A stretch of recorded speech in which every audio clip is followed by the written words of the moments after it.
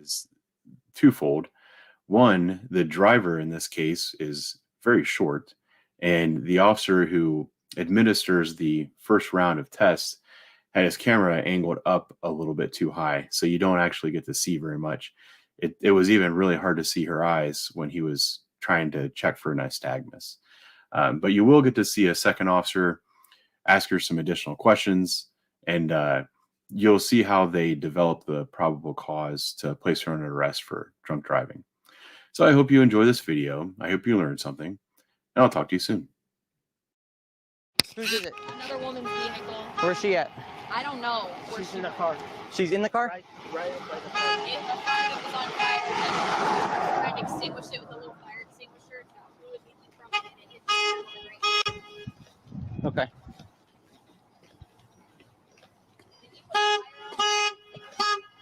Hi there, ma'am. How we doing? This your car? I just backed into someone. I wasn't paying attention. You did what? I backed into someone. This is your car? This is my car. You said you backed into someone? Into someone. I think that's the car up there. You said you backed into someone? Yes. I backed into him. Yes. You mean you rear-ended someone? Yes. Okay. Why don't you go and step by the car for me? Okay.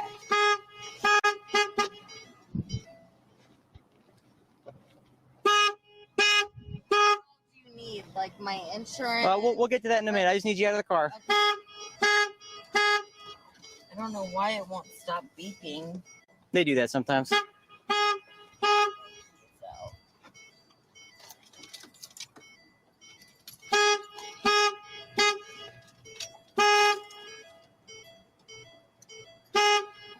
Is the car in park, ma'am? Yeah. That's right. Just leave him in there for now, okay? We'll get him in a bit. There we go. All right, come on out. So like separated. All right. Just close this. Yep, just leave it as is. Walk on over here with me.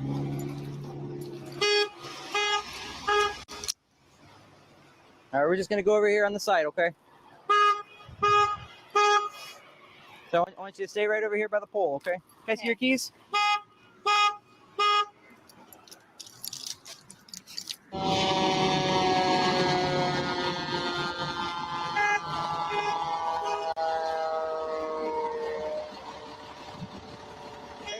Maybe it was on fire at one point, but someone said they used a fire extinguisher on it. I'm not seeing any foam or anything, so I don't know. All right. We'll put some foam right down on that stuff. Okay. You guys okay if I push it off to the side, or you? Yeah, go ahead. All right. You guys mind steering it for me?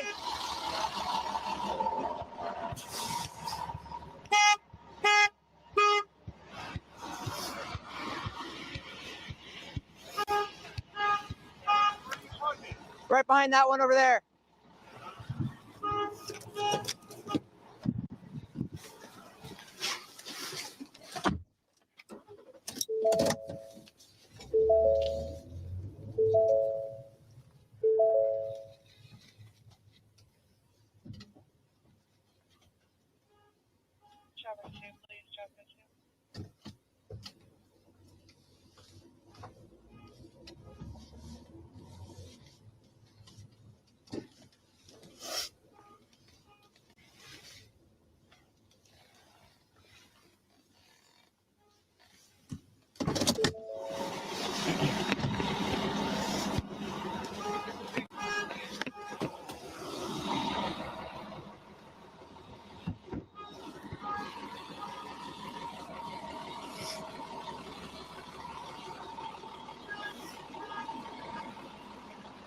All right, guys, we're going to go and walk on over here, okay, just so we're all by the vehicles. Over there? Yeah, we're going to go over here. You limping? Are you okay? I'm all right, but man, yeah. You want to be checked by an ambulance? Or? I don't know. They're here if you want them.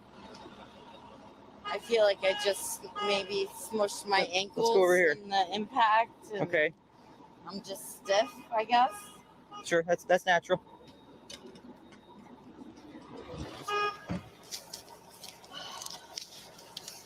Ma'am, I can get a medic to check you out. No, it's okay. It's just my ankles. Yeah. It's not Okay. my neck, no, my back. It's fine. It's just my ankles. where are you guys coming from? I lived on Hudson and High. Okay. So I took this way down, and I was coming down to go grab some food. From where? Where you were going? Huh? Where were you going? Food and home. Gotcha. You getting roosters? Where are you getting? McDonald's. Gotcha. Yeah, 5 2 there, just go for it.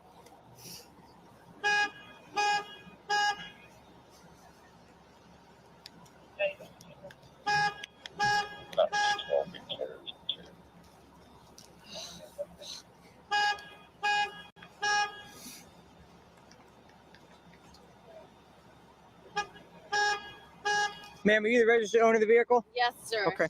And so you the registered owner of yours? Yes, it's Okay. under my company. Under your company? Okay. Ma'am, how fast do you think you're going? 150, 200? Under 50. How fast are you going? 150, 200 miles an hour? Well, it's 45 down through here. Okay. And then I just was distracted, and then next thing I know, I hit somebody. So you think you're going full speed, around 45, or you think About you're 40, 45. 40, okay. A few moments later.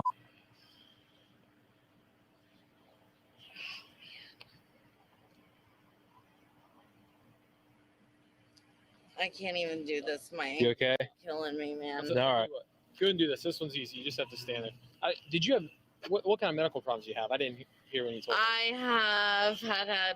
I've had hip replacements. I've had ankle replacements. I've had staples in my knees. I've had, you name it, I've had it. What?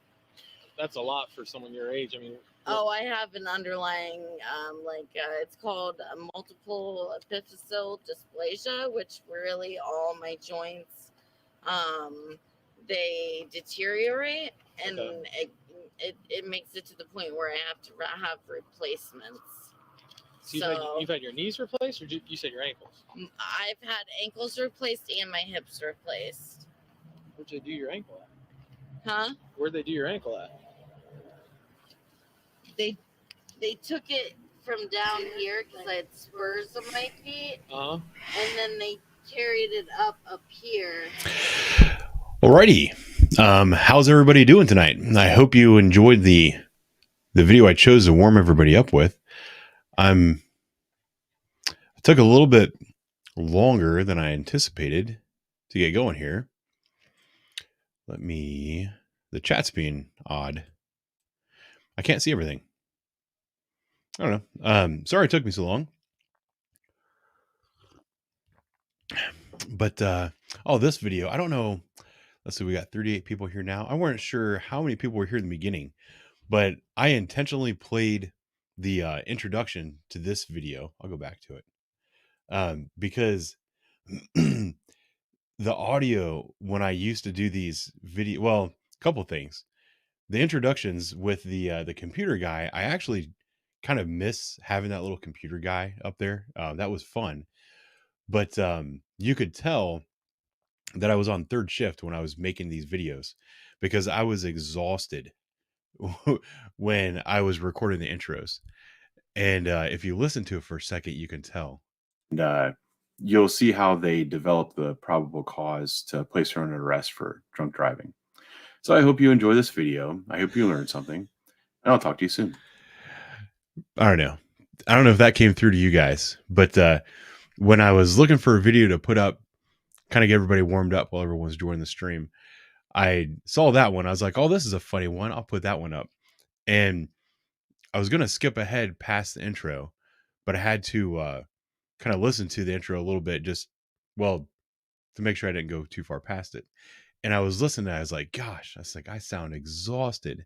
I don't know if I'm any better now. I've started to write a script a little bit when I start to do my videos. And I think that's helped kind of liven it up and freshen it up a little bit. Let's see. What kind of coffee?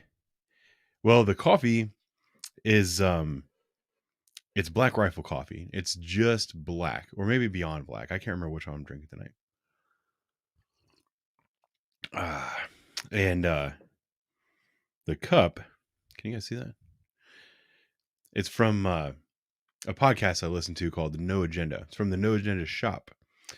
I think I actually bought this for my wife, but as with many things, I use it more than she does. That's why you buy things for your spouse, is so that you can use them yourself. And the whiskey, we'll get into that here in a little bit. It's not time for whiskey. I like to have a cup of coffee first, get nice and warmed up, and then when it's time to turn off the stream and go to bed, I'll drink some whiskey. So that's where we're at.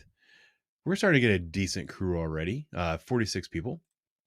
So for the stream today, I'm going to do my best to keep an eye on the chat, and I'm going to have my guest do the same as best he can. The guest for tonight, I've already announced it. It's no secret, but I don't think he's ever done anything live before. So this should be interesting. I don't know. We're going to see how this one goes, and then we'll see if we're able to do this a little bit more often in the future.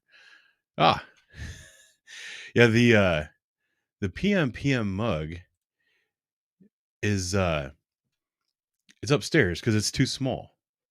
I decided to go with this mug tonight because I wanted a bigger cup of coffee. Because I haven't even told my wife yet, but I'm not going to work tomorrow. I took tomorrow off, so I can have a large cup of coffee instead of a small cup of coffee. I was going to get the PM mug out, just to help kind of show what he does, but I wanted a bigger cup of coffee, and I used that mug last week, I think. So anyway, the this is going to be fun. Lenny from the Poorly Made Police Memes on Facebook and Instagram is my guest today. I had his Instagram up, but I went and screwed it all up. So stop sharing this, and then I'm going to share. I'm such a pro. Right here. Poorly Made Police Memes. Lenny from Poorly Made Police Memes is the guest today. He has 119,000 followers on Instagram. I think 200 and some thousand followers on Facebook. He is the guy that I affectionately know as the Meme Lord. As far as police memes go on social media, in my opinion, he makes the funniest stuff. I don't know how his brain operates. Actually, he released a podcast just tonight where I was a guest, and one of the things that what's the word I'm looking for? Postulated, is that the right word?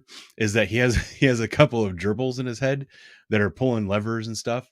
And the gerbils that he has in his head are like drunk, or they have some kind of mental illnesses, so they make him do and say weird things. That's how he comes up with the memes. At least that's the story that I'm going to choose. That's what we're going with today. So he has Facebook and Instagram. He also has the Poorly Made Police podcast, which if you listened to when it first came out, you probably thought you were never going to listen to it again. I'm going to tell you, I was one of those people. I can also tell you that he is one of those people. If you go back and listen to his very first episode, it was pretty rough. He didn't know what he was doing, which nobody knows what they're doing at anything when they begin. I was watching some of my old YouTube videos, and it was scary. But in my opinion, the podcast in the form that he has it now and the way he's doing it is it's just one of the coolest podcasts out there. I don't know. We might get into some of that here in a little bit, but he and I, through working with each other on this kind of thing, have become pretty good friends. And I don't know. I have beat him up and bullied him and twisted his arm enough that he agreed to come on tonight. Now, he's not so cool with showing his face and all that. That's not what he's all about. So he's not going to have his face up there, but we're going to have a conversation. We're going to have a good time. I think, like I mentioned before, we're going to do our best to keep an eye on the chat and answer some questions and stuff as we go. But generally speaking, this is going to be almost like a podcast type feel where we're going to have a conversation. Hopefully we entertain you guys. And then when we kind of stall out, that's when we'll try to answer your questions. So if it doesn't look like we're answering your questions right away, it's because we're just trying to hold on to those, and we'll get to them eventually. So now let's see if I can do this properly. Lenny, are you there? Yeah, I think I'm going under a tunnel. I can't quite hear you. Who is this? What's going on, man? How you doing today? I'm doing good, man. How are you? I'm all right. It's evening time here in Ohio. How was your day?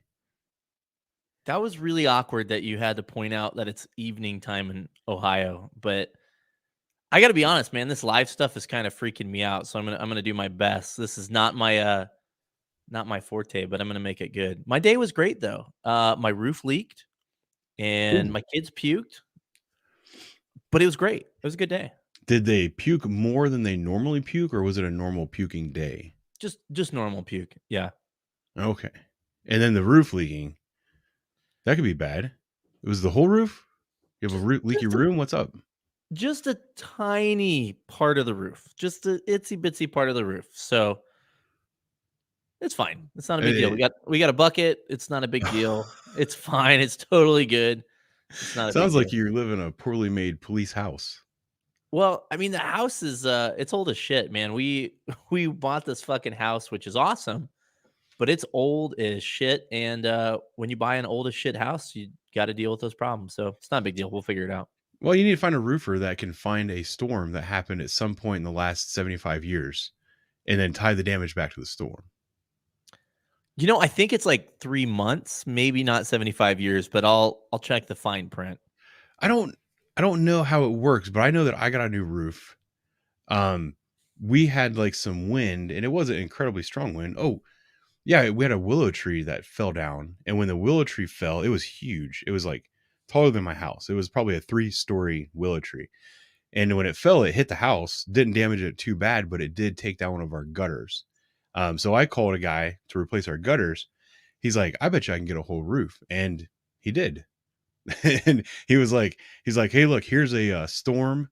This is the date. This is what I'm going to tell your insurance company. And it worked. So Do you I don't have his know. number? Yeah, I don't think he travels to Iowa. Well, I guess so much. Maybe he has a friend or a cousin, or I don't know. I'll shoot him a text.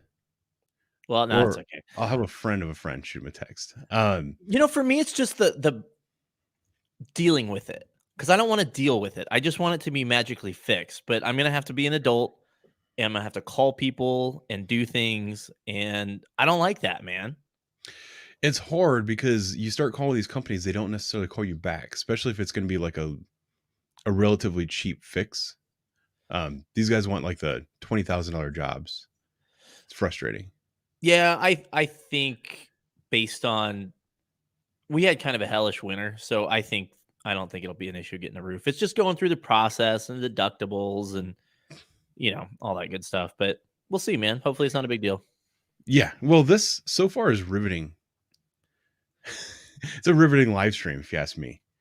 I mean, now we know a little bit more about roofs and nothing about me, so it's fine. We do. I was going to say, and I just to let people know a little bit behind the curtain. This is what our podcasts sound like when we get together too.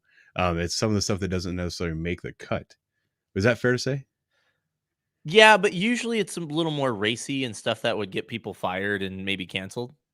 Yeah. Well, I am kind of impressed with the amount of stuff that you leave in there sometimes. Well, but it's good because that's what it's for. Well, it's supposed to be fun. I mean, and occasionally the episodes will get heavier than anticipated, but I'm not gonna.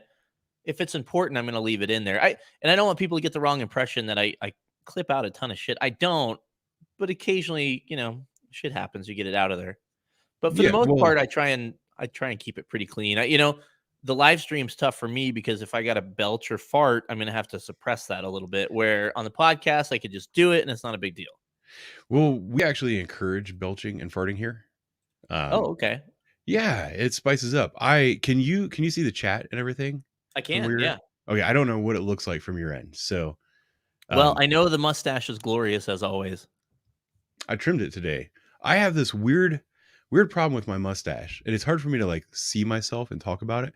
One side is always bigger than the other, and I've tried to make them even before. But when I do, I always go too far and I'll like Hitler half of my face. And you can't wear half a Hitler stash. You can't wear a Hitler stash at all, as a matter of fact. So then I have to shave the whole thing off. So now, especially with my face on the internet all the time, I am so careful and terrified that I'm going to screw up my mustache. So I'm very gingerly with the trimmers. But it's was the pun intended there?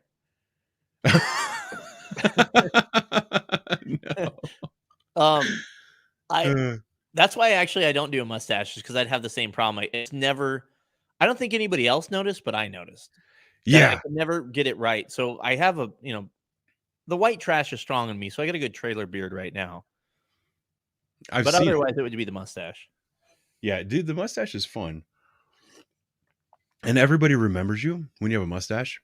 And it comes into play because people will just look at me and instead of telling me their whole life story, they'll be like, oh, yeah, just like the last time you were here. And I'm like, sweet. They don't remember everybody else. It's very memorable. I have a fun story about that. I used to always wear my 8-point hat, and a lot of people made fun of me, but I didn't give a shit. I had my reasons for wearing it. But it was awesome if I would, go out to the car and run something and come back and maybe I left my hat in there. They'd think it was a different cop. I'm not kidding, man. That happened all the time. That's awesome. Speaking of hats, I don't have a hat right now. Can you believe that? Well, I'm looking at the live stream and I can tell you don't have a hat. No, I don't have a hat at work. One of the reasons, well, there's two reasons. One, my hat is always in the back seat of my truck. I put it in like the little mat pouch behind my seat where my girls sit.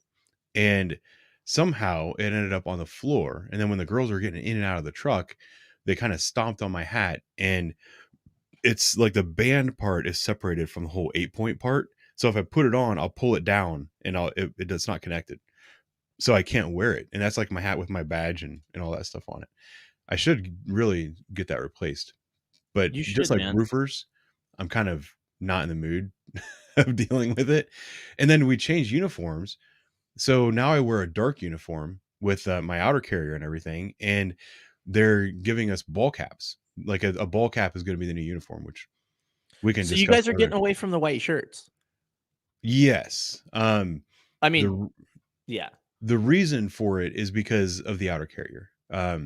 They tried some in white and it looked awful, like really, really bad. From what I gotta be honest, the white never worked for me.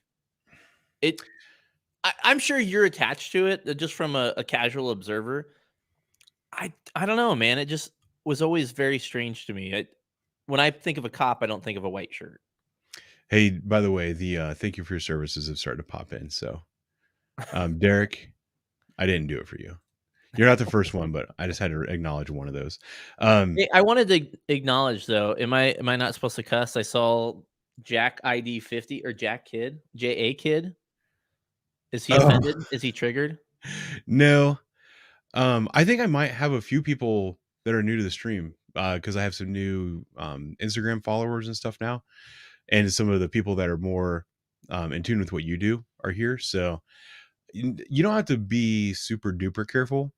But we might not be as loose as we normally are. Let's put it that way. That's what she said. Yes, it is. So with the white shirts, it's not something that I was particularly attached to. It's also not something I put any thought into, if that makes any sense. It's just a shirt, and I never really cared. And I can tell you that for ceremonies and funerals and stuff like that, seeing all the white shirts and the white hats, I thought it looked really nice. Now for an everyday uniform, I don't really care. I'm not super duper excited about the dark, although there are some benefits, like it's kind of slimming. So I'm not going to complain. And I've been told that the new my daughter one day, I was getting home from work probably on like a Saturday or Sunday, and they were outside playing. And my youngest walks up to me, and I'm in my new outer carrier vest, which it's the tight fitting kind. It's not the kind with like the molly gear on it. And she stops and looks at me. She goes, "That looks really good on you." And then she like runs and does her thing. So that's awesome. Yeah. Somebody commented in there, but the white shirt I think would be problematic for a guy like me because I can't get the food to get in my mouth all the time and coffee, and it would be a bad time. I wouldn't have made it there, I don't think. Well, the problem was that it was always on the first day shirt. you know, because you never wear a shirt one day and wash it. You have to wear a shirt multiple days. Oh yeah. Yeah, in the winter it's 3 days. In the summer 2. Sometimes 4 in the winter because I wear a sweater over top. But I swear, every single time I was wearing a new ironed white shirt, that was when I get coffee on me. And like, it didn't matter what I was doing or how careful I was being. I went on a string where I had like 3 weeks where I couldn't keep coffee off my shirt. And it became like this big joke. I'd be on runs and I have citizens pointing, "Hey, did you know you have coffee on your shirt?" I'm like, "Yeah, I fucking know. I have coffee on my shirt." And one day I was being so careful. I was like making sure I wasn't drinking coffee while the car was moving. I was doing everything I could. The problem was the coffee cup was in my cup holder, and I was driving, and the coffee would splash out of the little hole on it was like gas station coffee, and onto the rim of the coffee cup. So I would go to take a sip, and there's part of the rim that's under your mouth, and it just dribbles, and it's like literally impossible to avoid getting coffee on you. So I gave up. Yeah, somebody asked about the wearing the uniforms. When I first started, oh, I'm sorry, wearing the uniforms more than a day. When I first started and I was new, oh God, every single day I was changing uniforms. And then it got to a point where like, it's really not that dirty and it's a pain in the ass to get in and out of this. So I'm going to wear this as long as I physically can until it's disgusting. Yeah. Well, and I also, especially when I was new, because I worked a lot of like special duty jobs, like we call it special duty. You call it, what do you guys call it out there? Like extra duty? Yeah, extra duty, off duty, Yeah. stuff like that. Yeah. Yeah, just stuff where you're getting paid to do construction jobs and stuff like that. When you're new, at least here, you can't get a lot of the cushy jobs where you're standing in like a Target or a mall or something like that. You have to go out and work these hard construction jobs. I did paving crews where I'd walk alongside the paver for fucking miles. I did a 14-hour paving job one time, directing traffic for a paving crew. That was one of the hardest days of my freaking life. But I also did a job where we were replacing gas lines, like major gas, like 14-inch gas pipes. They were taking out the old like cast iron or steel, I don't know what they were, and putting in these really nice like 14-inch gas mains. And it was in the middle of the summer. It was like July. It created so much dust, and I'm standing out there just absolutely sweating. Had the worst like hat, sunburn, tan lines, and raccoon eyes you've ever seen. I had to wear a special shirt for that job because I ruined it the first day because we were white. So it was like brown, but I just put on my reflective vest and I just switch out my badge and go to special duty and then get home, put on my regular shirt and go to work. But yeah, so that was like a complication with the shirt, but oh well. Good talk. Yeah. Moving on. I did have, I had this whole plan on how we're going to do this, and this is going the way it always goes when we record. So I'm going to tell that story now. Do it. Because, I asked about your day, and then you said, "Hey, Ben, how was your day?" Remember that part? I am the worst at that. I am such a selfish millennial. I'm sorry. Well, Or you did I ask actually me. ask? Because I might have forgot. You asked me, but then I I am a good prodded dude. you. I strike that all from the record. I'm a great guy. Anyway, You're how a was your day? You're a Thanks for your fantastic service, guy. by the way. I didn't do it for you.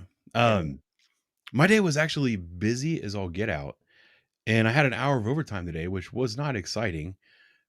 But I wish I took pictures with my phone. I was too busy to take pictures, and I was pissed off because it was shift change, and I got sent to the freeway on an accident involving a semi and a car, and it was sent out as an injury accident. When I got there was no injuries, but this semi, it's crazy because if you drove, all the people driving by looking at it were probably like, "Oh my god, like how did this happen?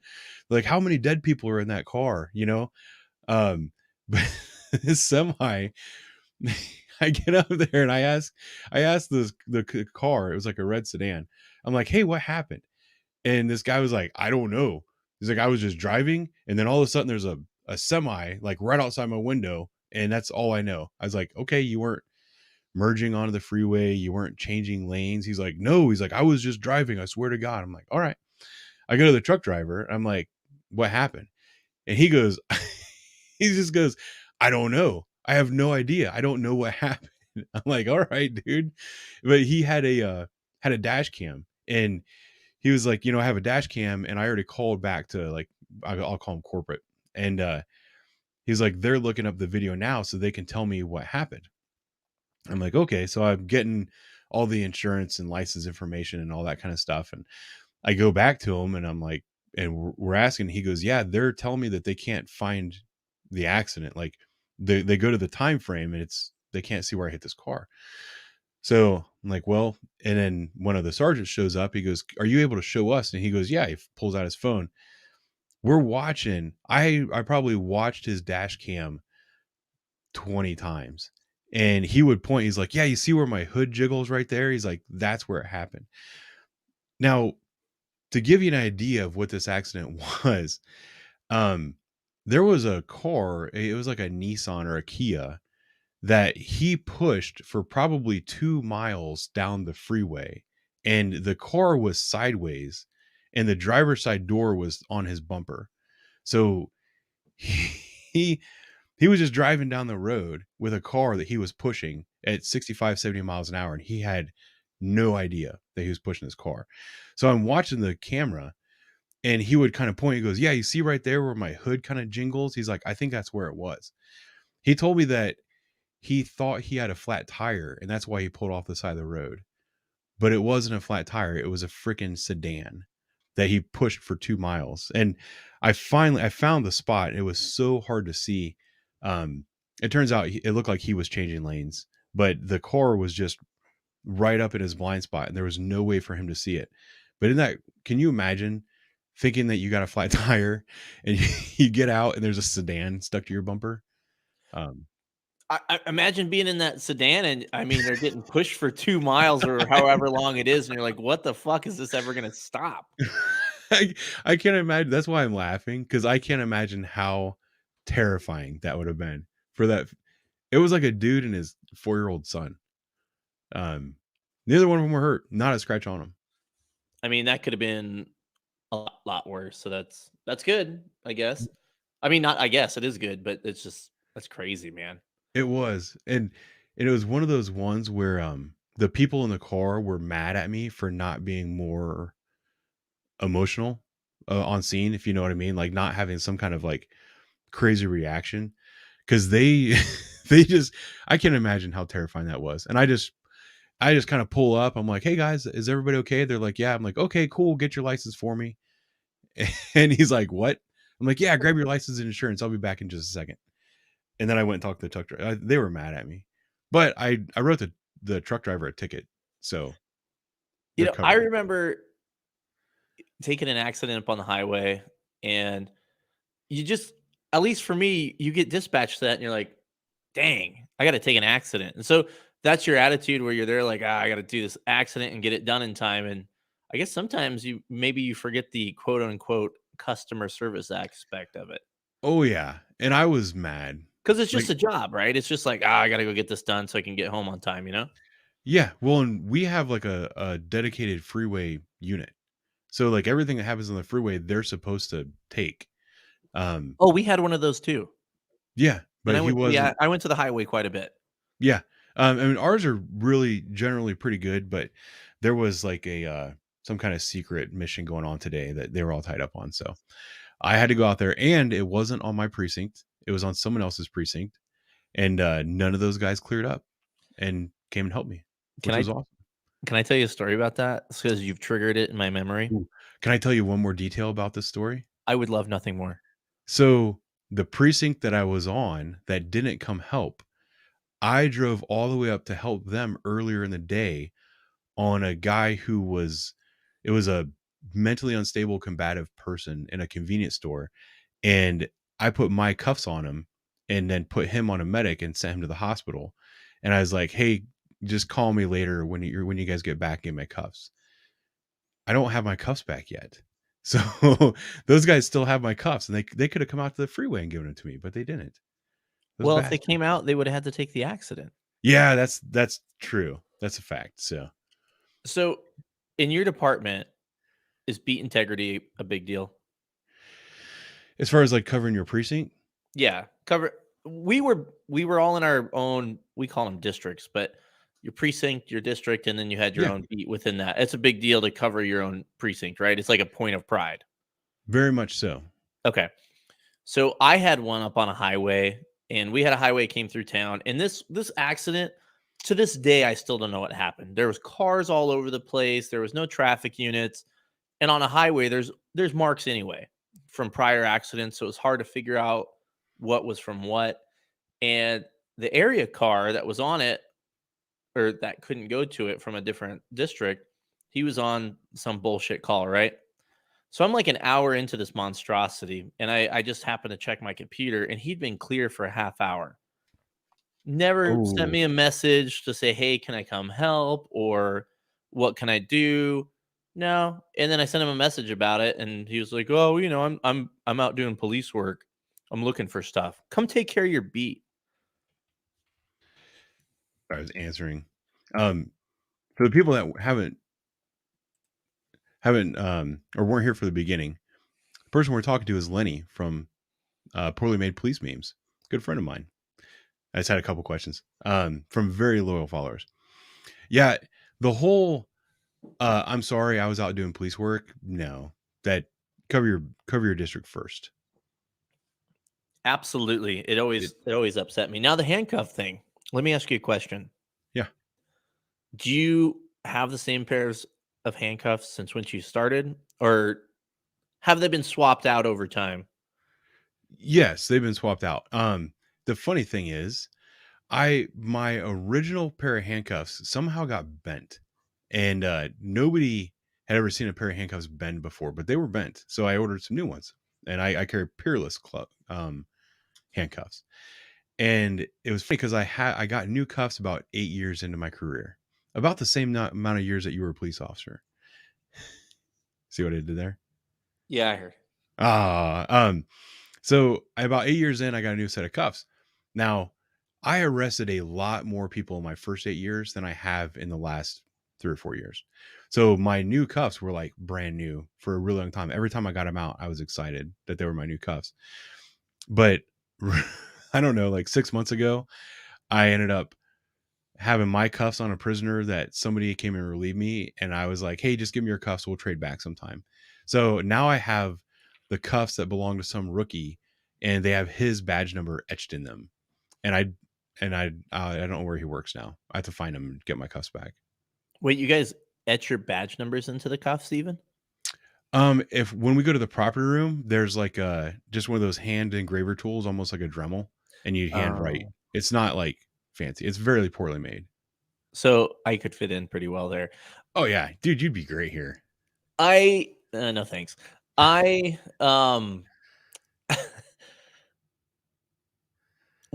department was one of those places where nobody actually ever kept their same pair of cuffs. There was always being switched out here and there, but it was like a game because guys would know if their cuffs sucked and they'd be like, "Oh, I'll just give you a pair of mine."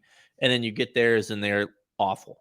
They're not worked in. And I was that guy. I would clink my cuffs to get them worked in, maybe put a little bit of oil in there. So I like the way my cuffs were, and it always pissed me off when I got somebody else's. Yeah, I'm kind of like in between. Mine aren't like especially some of the real old timers. Like you grab their cuffs and you can feel that they're so worn that they weigh a couple ounces less, and then you like breathe on them and it's like zoop, and it like flips around. Mine were never that soft, but I did at least kind of try to keep the gunk out of them. And there was all those days where you got stuck out in the rain for like hours upon hours, and then the next time you go to use your cuffs, which might be like 2 weeks later, they're like seized up and you almost like break someone's wrist trying to get your cuffs back on. That did happen to me a few times. Oh, that was the worst, and it's always a guy you're fighting with, right? Yeah. Where you're hoping just to very easily put it on, and nope, you got to reach around and get them on, and it's a big pain in the ass. Mine, the ones that got bent, it was like you got the one prong that spins around, you got the 2 prongs that it kind of goes through. I'm not going to do that again on camera. Somebody send me screenshots so I can make a meme. You already have enough of my face on memes. Hold on real quick. I am so proud of the artwork for the next podcast. I am I too. feel like that's my best work. Here, I will email it to myself. It's in our. Did you text that to me, or how did you send that to me? I think I texted it to you. Yep, there it is. Here. Oh, no, I'll do this. What was I gonna talk about? Oh, with the bent cuffs that I had, and you're like, it's always that one that you're like fighting with or whatever. My problem was it wasn't a guy that I was fighting with; it was a guy that I didn't want to fight, and I was trying to be like that. I don't know if I told the story on YouTube before, but like, there's a dude in front of you who was a giant, and you know that he could grab your head and squeeze and murder you with his bare hands. And if you got into a fight, you could probably hold on and wait for the cavalry to get there, but it would be really painful and it wouldn't be a lot of fun. So my technique when I'm arresting those kind of people, and even if I do have a crowd, I had a lieutenant one time. I walked over to him. This guy was a former professional boxer, and he was like 6'3", 260 pounds, and he had hands on him like cinder blocks, literally giant cinder block hands. And he would always square up and smile and go, "You want to box?" I'm like, "No, I don't." And then he would laugh and like smack you, and you'd almost fall over.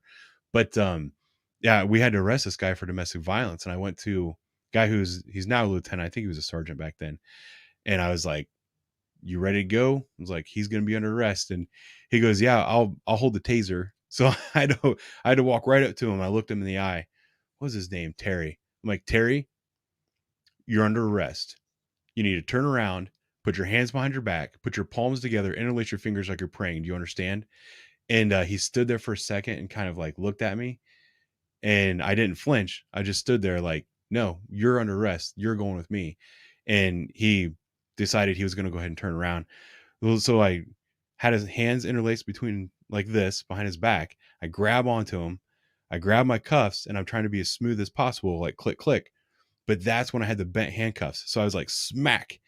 And I was like, crap. It's like, did I leave these things locked somehow? Like, it wasn't moving. And I had to let go with my other hand, and actually physically, it was bad. But luckily he didn't really want to fight. If he wanted to fight, it would have been really bad. But yeah, it wasn't even someone I was fighting with. It's just that moment we were trying to be like smooth, and smooth doesn't happen. That's what she said. You're Sorry. welcome. I'm a 4-year-old. Well, am I like a caddy? Because I'm just like teeing everything up for you. Does the caddy actually tee the ball up though? I don't know anything about I've never golf. had a caddy. I know, rich guys like you might, but normally I would just put my own ball on the tee. I don't know if the caddy does that. You're big on handling your own balls?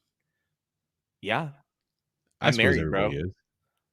I mean, so if you had more money, would somebody else handle your balls for you? No, I'm a self-starter. Okay. So it doesn't matter how much money you have. No. Lenny, man of the people. I am a man of the people and the balls. So anyway, now that we've gotten our days out of the way, I wanted to introduce you kind of to my audience, kind of the way that you did, how you introduced me to your audience. Do you remember that? I was probably drunk, so I don't. Yeah, I don't know what you were drinking. What are you drinking tonight, by the way? I just polished off a Busch Latte, and now I have a couple left of the Busch Light apples. And then on top of that, I've got a little bit of Crown and Coke going on. So, oh wow, you're ready to go. I'm here to party, buddy. Well, we'll get the important stuff out of the way before you forget. So, tell me, Lenny, you were a police officer, right? Well, yeah, you told everybody how long I was there too. Your handcuffs are older than me. I'm a horrible host. You are. I'm a much better just- one, but that's okay. You're what? I'm a much better one, but that's okay. Dude, I'm serious. You are a much better one. I'm good for conversation, but you're a good host. I'll give But you you that. have a good mustache, so you have that going for you. So I- yeah, I was a cop for 8 years ish in Colorado, and the Reader's Digest. And I guess if we have all day, I could bitch for hours. But the Reader's Digest is my cup got full, And I was tired of the politics. I was tired of not being allowed to be a cop. And I was tired of the commies. So I moved the great state of Iowa, where there's no crime, relatively, and no commies. And it's great, besides my leaking roof. Yeah, there are significantly fewer communists in Iowa, I would assume. Yeah, I think so. I don't think they're really welcome here. No, I could see that being a thing also. Although the Midwest is like very famous for having communes. Did you know that? Well, I guess I got to move again. Like these communist societies back in the, I don't even know, I'm not going to say what years. I read a couple books on it, like the communist history of the United States. There was like Harmony, Indiana, and then that one failed and they made a new one. They called it New Harmony. and that one failed too. But the Wait. town is still there. We have to try communism the right way. We haven't tried the communism right. It hasn't been done right. No one has ever tried real communism. Isn't that what they say? Okay, I got the line wrong. I'm sorry. You were right. My bad. Hey, Brent, I'm so sorry. One of my most loyal subscribers dropped $20 in the super chat. Thank you very much. That's awesome. I appreciate always being here, and I appreciate the donations. Good guy. He's fantastic. He comments on everything. He's in my Discord. He's an exciting guy, and he's local to where I am, which is pretty cool. And he's handsome. He is handsome. He put his picture up there, unlike somebody else. No, that one I totally don't care about. So you know what? Someday I'll get drunk enough and I'll probably put my picture up. But oh, that's such a bad reason to put your picture up. No, it's poorly made. It's a great reason. There's so many drunk pictures out there that are usually not the kind that people want out. Like, especially when you're alone. This is what I hear. Allegedly. Let's ask Chris Evans about that. That's right. Which I haven't seen. So you didn't go out of your way to find that? No, I didn't. I don't want my Google search history huh? messed up because it would push all the midgets out of the search history, and I don't want to screw that up. Oh yeah. You don't want to do that. I got to keep it pristine. So where were you a cop? What state were you in? Colorado. Did you grow up in Colorado? I did. It was a once glorious state, and now it's I don't know. There's parts of it that are okay, and if y'all have never been, Colorado is a beautiful state. Denver, in between, the shit and the piss on the streets, is a beautiful city, and the mountains, and Coors Field was one of the greatest ballparks I think in the country, and there's some great things about Colorado, and I do miss that, but Colorado sucks anymore. It's too crowded and not a good place to raise kids. It's pretty crazy because, like, I mean, I'm an Ohio guy. I was born and raised here, and I couldn't wait to come back here when I was like in the military and stuff. Ohio is like not super unique. It's like green, and we have some rivers and the Great Lake, and it's pleasant weather for the most part. Like, we don't get feet of snow like what you probably get. It gets hot in the summer, but not like you're not dying. But it's kind of a normal Midwestern place. Not like, but I love it, and I can't ever see myself leaving.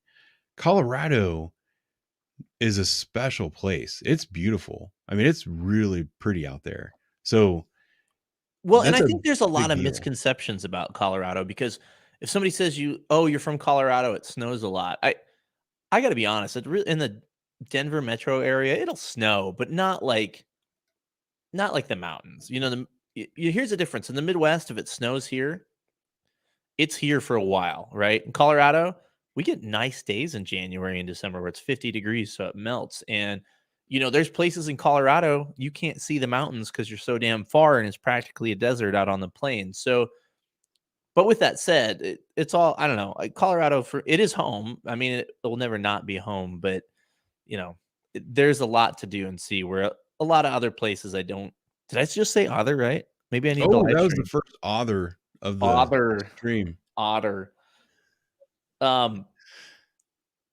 Yeah, I don't know, man. Colorado, it sucks. I never thought I'd move, but I like the Midwest so far. That's good. I need to give a quick shout out. Tiger Lily, who is in England. Oh, she even put it in her thing this time, so I don't have to memorize it. It's 2 a.m. in England, and she stayed up to watch a little bit of the stream. She has to go to bed now, but she gave $4.49 I think it's sterling. It's probably £5 sterling that got rounded. But thank you, Tiger Lily, for staying up and watching the stream. I swear one of these days I'm going to do like a noon, like Saturday stream. So some of you guys don't have to stay up so late. Della Lavelle, is it Lavelle or Lovell? What do you think? Are you asking me to pronounce something? That I is, am. I would say level. Lovell? Level. I'm going to say Lavelle. She can hate me if she wants, but thank you. I say it every week. It boggles my mind that regular everyday people are willing to share some of their money with me when I just sit here and yammer in front of a camera and don't do a very good job of it. So it's humbling, and I appreciate you guys for doing that stuff. So back to you and your police work. What made you want to become a cop? My dad was a cop, and that was just what I knew. And not to take away from all the other aspects of it, but I was always going to be a cop. Like that was just always in my mind as I was going to be a cop. And I see it as a righteous career. There's not, what else can you do? I mean, there's military, there's fire, there's EMS, there's medical. I always saw myself doing some kind of service, working an office job, manufacturing, whatever. It just never, I don't know, my heart was never in it, where law enforcement, it just seemed like that's the thing I need to do. That's the right thing to do. That's what I should be doing. And I loved it up until, mid 2020. So when you grew up wanting to be a cop, did you want to be the same kind of cop your dad was and kind of live some of the stories that he told you, or like? Wow, we're getting deep here. Yeah. That's what Well, because there's a lot of different kinds of cops. And I think a lot of people who listen to your podcast and watch my stuff, they don't necessarily understand that part of it. You know what I mean? I think you're absolutely right. I think I grew up wanting to be the same type of cop as him, but I don't think I was. It's still to this day. Like, I think if you put me in a car tomorrow, not today because I'm drunk and that would be bad, but you put me in a car tomorrow, I'd be fine. And I stand by that. I make a lot of memes and I talk a lot of shit and I say a bunch of weird stuff. But, when the lights came on, so to speak, I felt like I was pretty on the ball with stuff. But with that said, I don't think I ever was the caliber of a cop that my dad was. My dad is a fantastic guy, fantastic cop, and he still does it. He has probably handcuffs older than you, motherfucker. Not older than me. He's been doing it for 40 years. He's still on the job. He Wow. still loves it. Is he And still on patrol? no, he's not on patrol. Oh, okay. But he yeah, man, he'll do it till the day he dies. He just loves being a cop. And what kind of cop was he? Was he like a ball buster, or yeah, just I would going out say, there putting people in jail every night, or? oh yeah, ball buster, and he was big into DUIs, man. Ton of DUIs, the guy that would get mad awards and stuff like that. I hated DUIs, to be honest with you. I'd do them if I had to do them, and if there was a drunk in front of me, I would take care of it. But DUIs weren't my passion. They should be, because it's a pretty righteous thing. You shouldn't be driving drunk. But I don't know how to explain it, but I guess let me think on how to articulate the difference, because I did take a lot of things from him as far as really what would kind of make me frustrated sometimes is guys can take things a lot further than they realize they can take them or choose to take them. And I took everything I could to the end. There was a point where, all right, I got to send this to the detectives or it's over. I can't prove this, where I don't think everybody always put their full ass into it. I'm sure you've experienced that as a cop too, where they're like, the moment that they can send it to a detective, done. The moment where they have an out, done, instead of taking the extra step, I guess, which that was a big impression on me that I got from my dad. Is my dad has probably the best moral compass that I've ever seen, if that makes sense. Yeah. Here, I want to make brief announcement. I'm putting stars on some of the comments that you guys are asking questions while we're going, and then we're going to go back and answer those again because I want to make sure I get to some of these. So your dad was out doing a lot of like traffic enforcement OBIs and stuff. I mean, man, he was a cop for multiple eras, right? Yeah, he actually was on my podcast very early on, and he's coming back out. We'll see if maybe I can talk him into doing it again when I'm a little better at it. But he started, I think, in 79.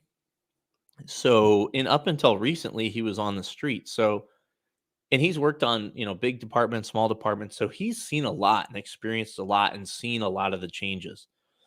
Yeah. And not to go too far into left field, but, a lot of the older guys that I've talked to, including my dad, have said this is the worst for cops that's ever been. Mm. I try to keep things in perspective, and like I know history pretty well, and I was literally thinking about, I don't want to go too far down a rabbit hole, but there's been domestic terror organizations like bombing government buildings and stuff, and like anti-police movements that were pretty strong, but this one isn't fringe.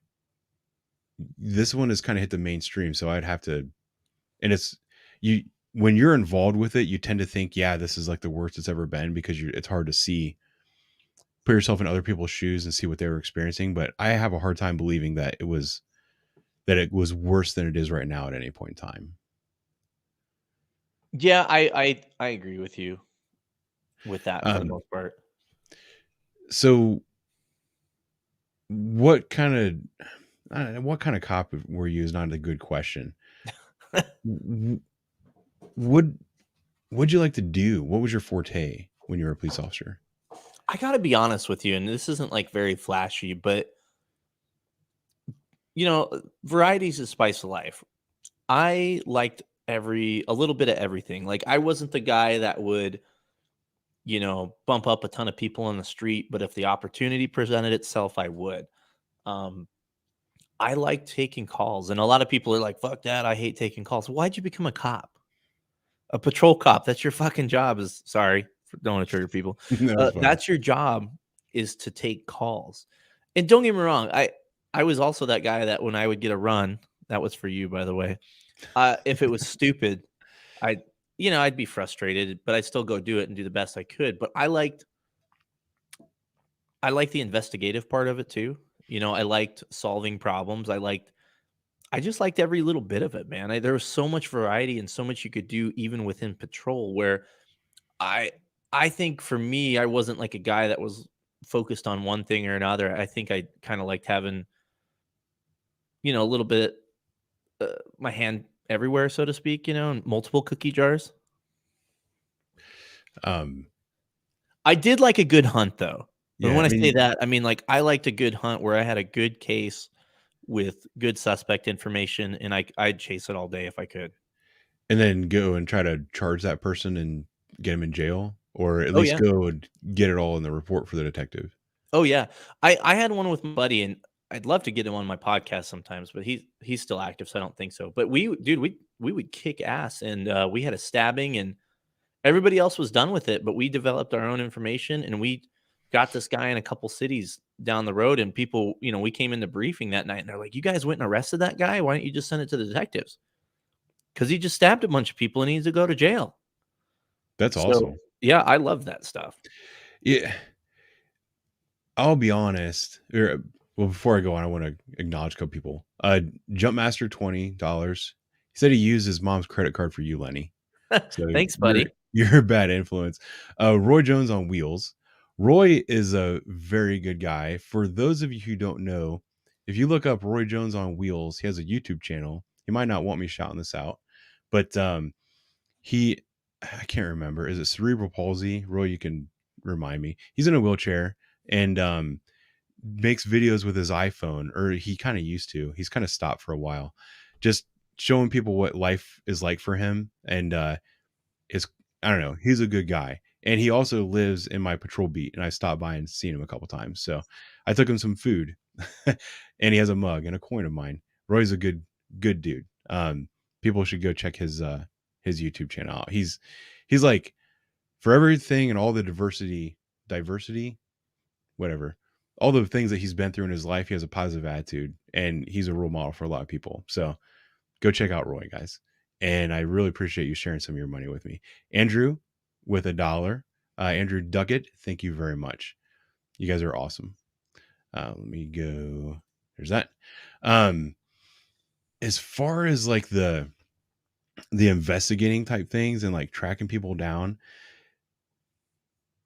it's not something I've done a whole lot of, but there have been like those ones where it happened and it really bothered me. I can't recall what they were, but there's like those ones where you have a case where it's not a felony, so no detective is ever going to follow up with it, and if you don't follow up with it, nobody else ever will.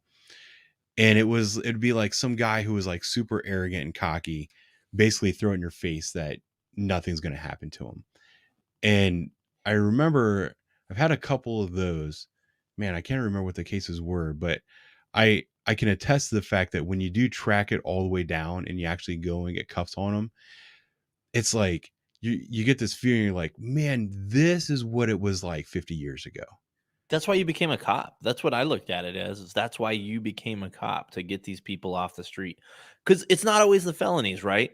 Like you were saying, it's that bad dude that needs to go to jail. And if you're not going to do it, nobody else is. Yeah. Well, and the sad thing is we're not allowed to take people to jail anymore. That's why I'm not there. So it's a lot different now. I'm just trying to think, but like, and to piggyback off of some of the stuff that you said, it's funny, I don't know if I've really talked about this with my audience. I have a little bit, but I don't know. I didn't necessarily know why I became a cop. I felt like I didn't really fit in where I was in like the financial sector, and it was just not a rewarding career. I wanted something that I was going to feel like I was part of a team and that I was doing something positive for the world, which sounds kind of corny, but it's true. Rather than just trying to make money for myself. So I say that as Brent breaks out his credit card again. You're going to make me blush, Brent. Thank you very much. $50 in the super chat. And AF Ohio Patriot, who's a very, very regular commenter, $10. Thank you very much, guys. You're awesome. But yeah, I was in the military. I got out of the military. I didn't expect to survive the military. Like that was my plan, was to not survive. And here I was still alive and I didn't know what to do. So I went to college and was working in the financial industry, just wasn't happy. Had some clients that were cops. They were like, oh, you'd be good at it. You should apply. And I applied and was in like the top band. So I knew I was going to get hired if I wanted the job.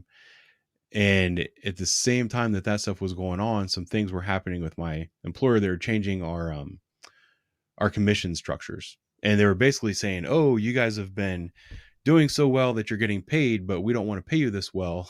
So we're going to change things around. So you have to do something else now to make money. And that really bothered me. And that's when I basically got my letter. So I left.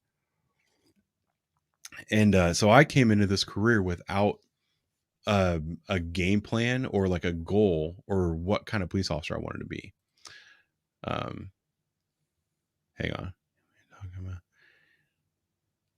Yeah, we can talk about that. Sorry. But like, I didn't know what kind of cop I was going to be. I didn't know necessarily what cops did until I got onto coaching. So when I started, there was this like stigma.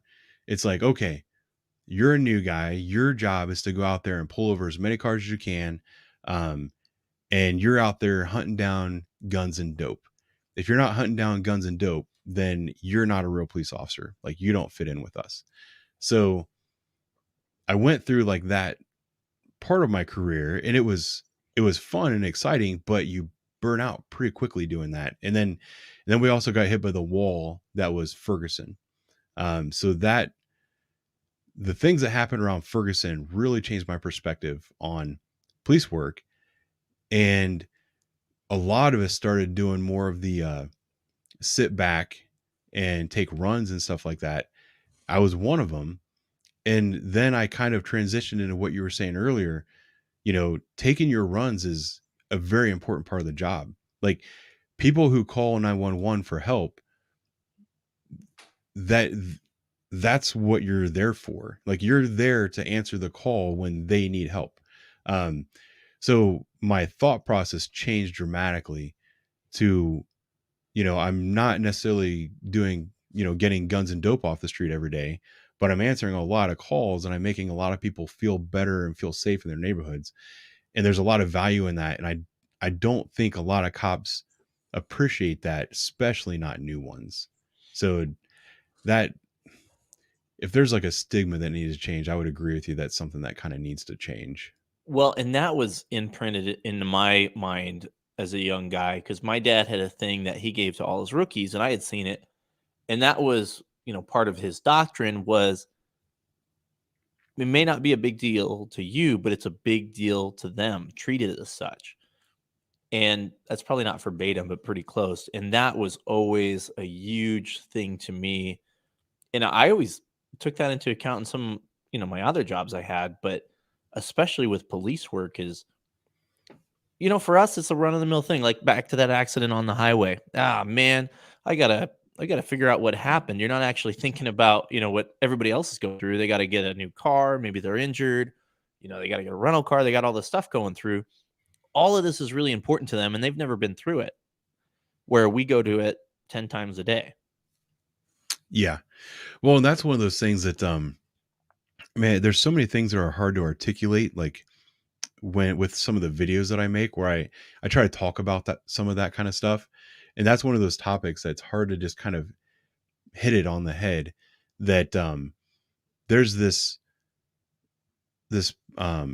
narrative out there, for lack of a better term, that police officers are like unfeeling people with no empathy for their fellow citizens, whatever. And I think a lot of that comes from when we show up on something that you've never experienced before. And this is actually the worst thing that's ever happened to you. You're having the worst day ever. You want to cry and you want everyone around you to cry and hug you and all that other stuff. And then you get some cop that shows up and he's like, okay, I got it. Like, what's the guy look like? Give me your ID. Here's your report number. They think that we don't have any empathy for their situation, that we don't understand what they're going for through it's not necessarily true. It's more the fact that what that person is going through is not actually as unique as they might think. I've seen it 10,000 times and I know exactly how to handle it and I will solve their problem. It just doesn't appear that I care because I'm not emotionally involved. Have you found that to be similar? Yeah, I think you're exactly right. And I think sometimes, even the best of us will catch ourselves after a shift and realize, man, I was a little off today as far as, my communication with people. Because it is, to me, it was important to do it the right way, even though, man, I don't want to go to this DV, and man, I don't want to go through this. Because then I would also caution, if there's any young potential cops in here, you got to be careful about getting too emotionally attached to things, because this job will rip your heart out. But to that same extent, if you're not invested at all, people see that. Yeah. Well, and I do have a video on the channel which was when I was new. I'll probably make another version of it, but it was funny because this is something that I get roped into a lot too. Cause I'm salty when I'm at work right now. People who watch the channel don't know this and they've seen a lot of my body camera footage and it doesn't come across thankfully in a lot of the situations that I have. But, the last couple of years have shut a lot of us down and like taken your give a fuck out of your personality. It's really hard to bring that to a run. And I'm not saying that it's completely gone, but I have this like bias almost when I get dispatched on a lot of runs. It's in my head and I'll show up and I'll have an idea like, you know what, this is another stupid call. It's another person that's wasting my freaking time because they won't lift a finger to do something for themselves. And I know exactly how it's going to go. And then when I show up, it's not, it's like, I go up with this almost like angry preconceived notion of what's going to go on, and I start asking this person questions, and it is like something completely different, and then I have to, and then it kind of snaps me out of the whatever BS was going on in my head. And I'm like, okay, this person is having a horrible day. They don't know how to handle this. This is where I need to help them solve it. But man, it's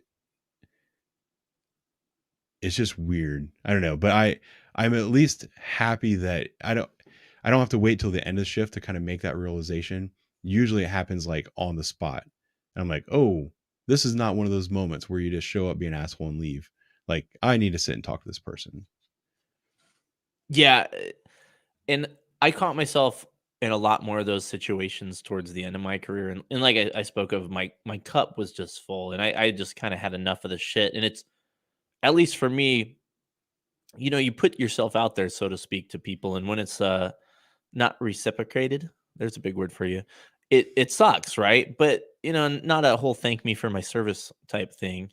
You can if you want, but I it just got to like too much, and you would go out there and try so damn hard to make a difference, because everybody might put up their little wall and say, I'm not trying to make a difference, I'm just here to blah blah blah. No, you're actually trying to make a difference. And whether you believe it or not, and maybe you're so jaded, but deep inside, I think even if you're upset with the way things are going, you're still trying to make a difference. And I tried so hard to do it. And when it gets kind of thrown back at you, it's hard to keep showing up and putting the badge on.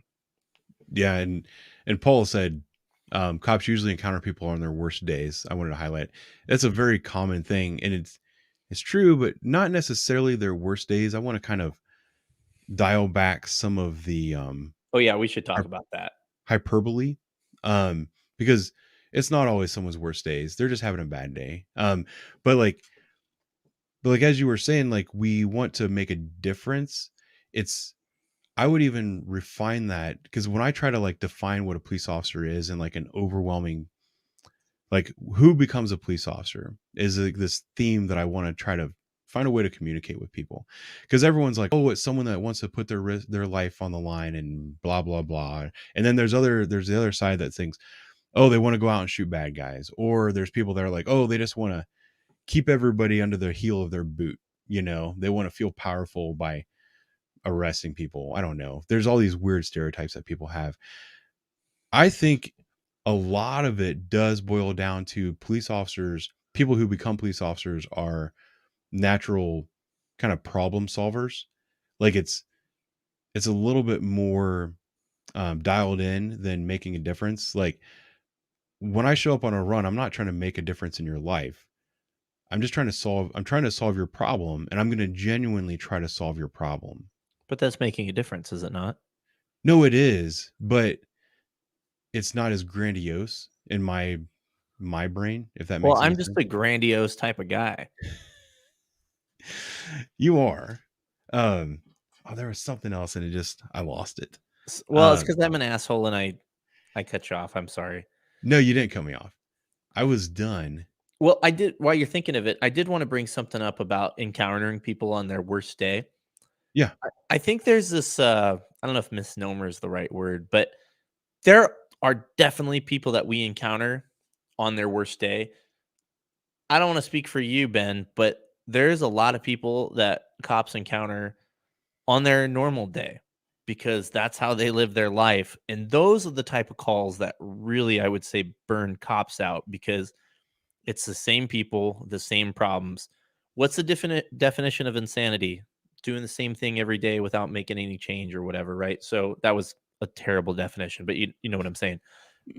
That's what would burn me out, is you'd go to these same type of calls where this person that you've been to their house several times, or you can see in your report writing system before you got there, this is the fourth or fifth time the same exact scenario is playing out, or a similar scenario. So this is normal for them, is they don't know how to function as an adult in our society, or sometimes they don't know how to act.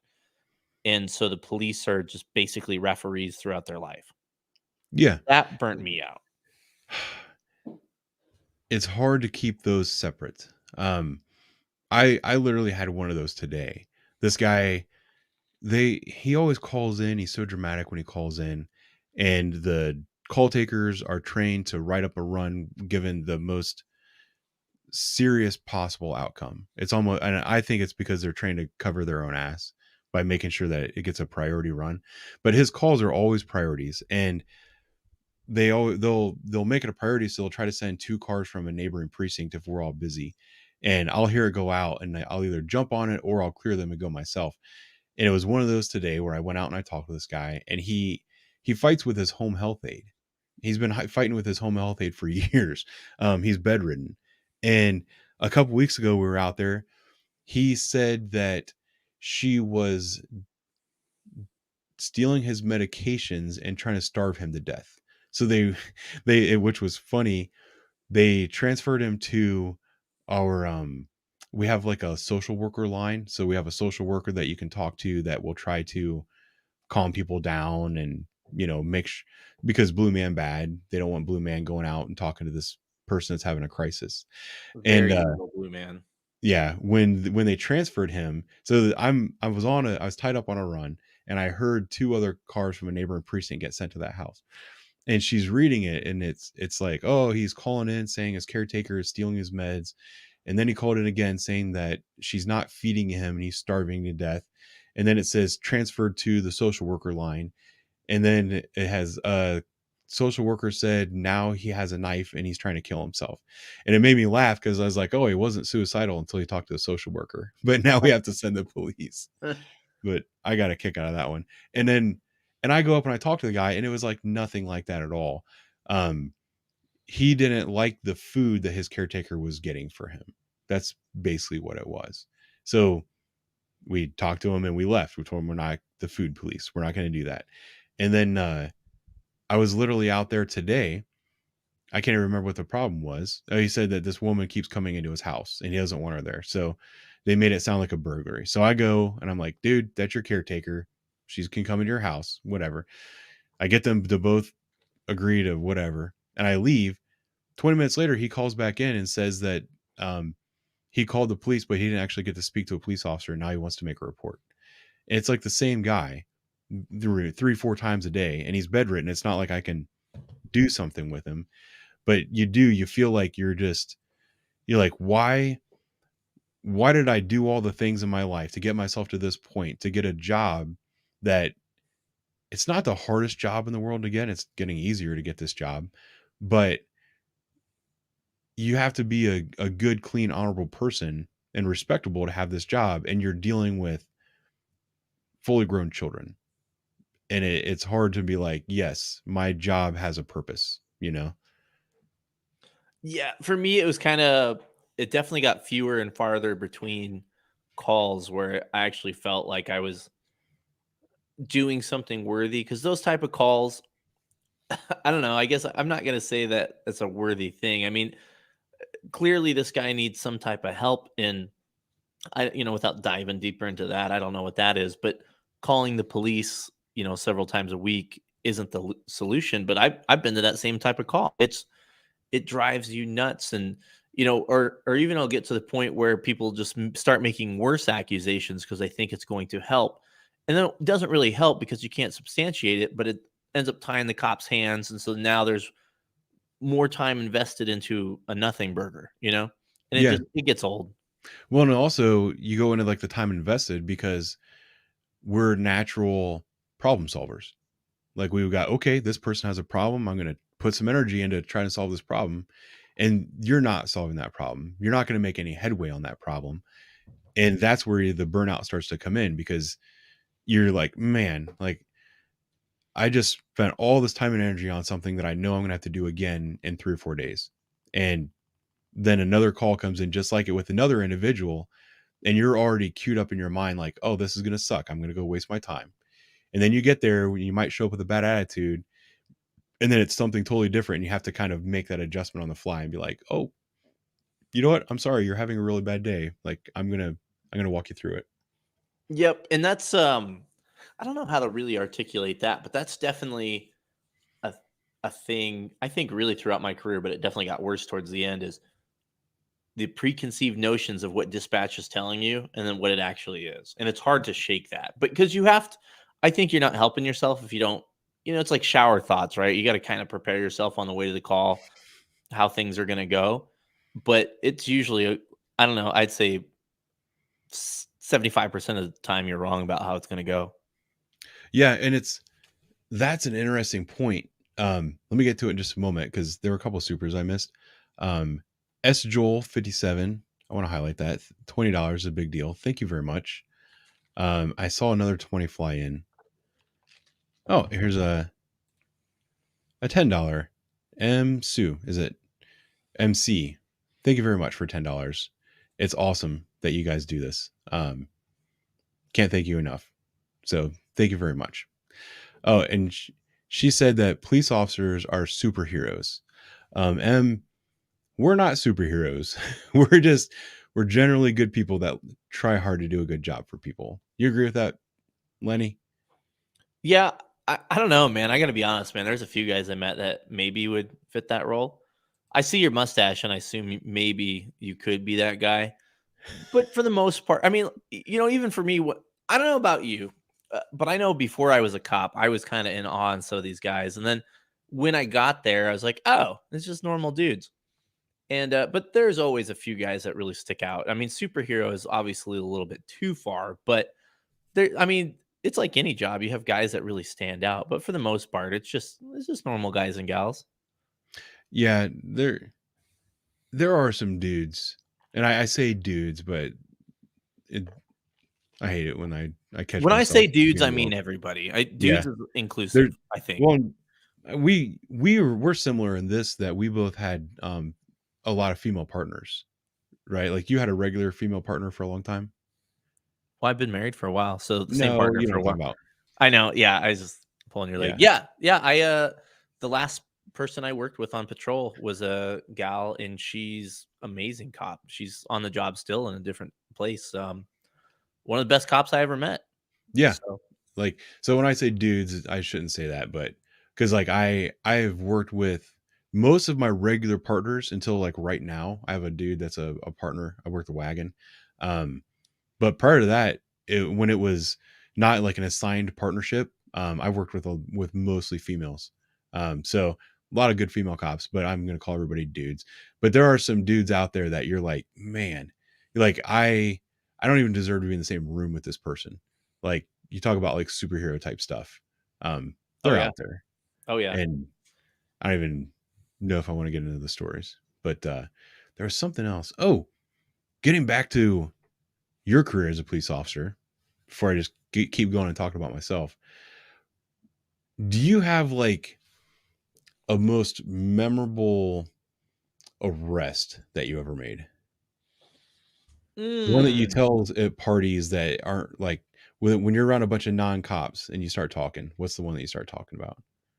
That's a great question. You know what's funny is whenever I get this question, I don't know how many people I arrested over the years, probably hundreds.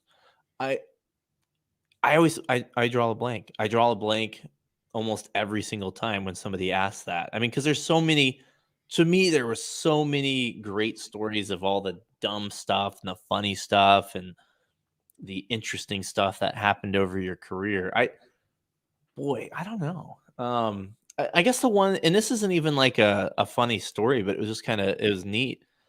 I happened to see a guy run a red light because I was paying attention and stopped the dude, and he had a rape warrant and he'd been on the lam for like 8 years or something like that. And it just been sitting in the system, and I got that dude. So that was cool.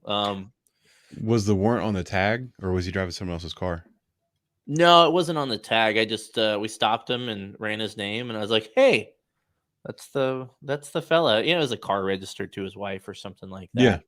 Yeah. But just no, go ahead.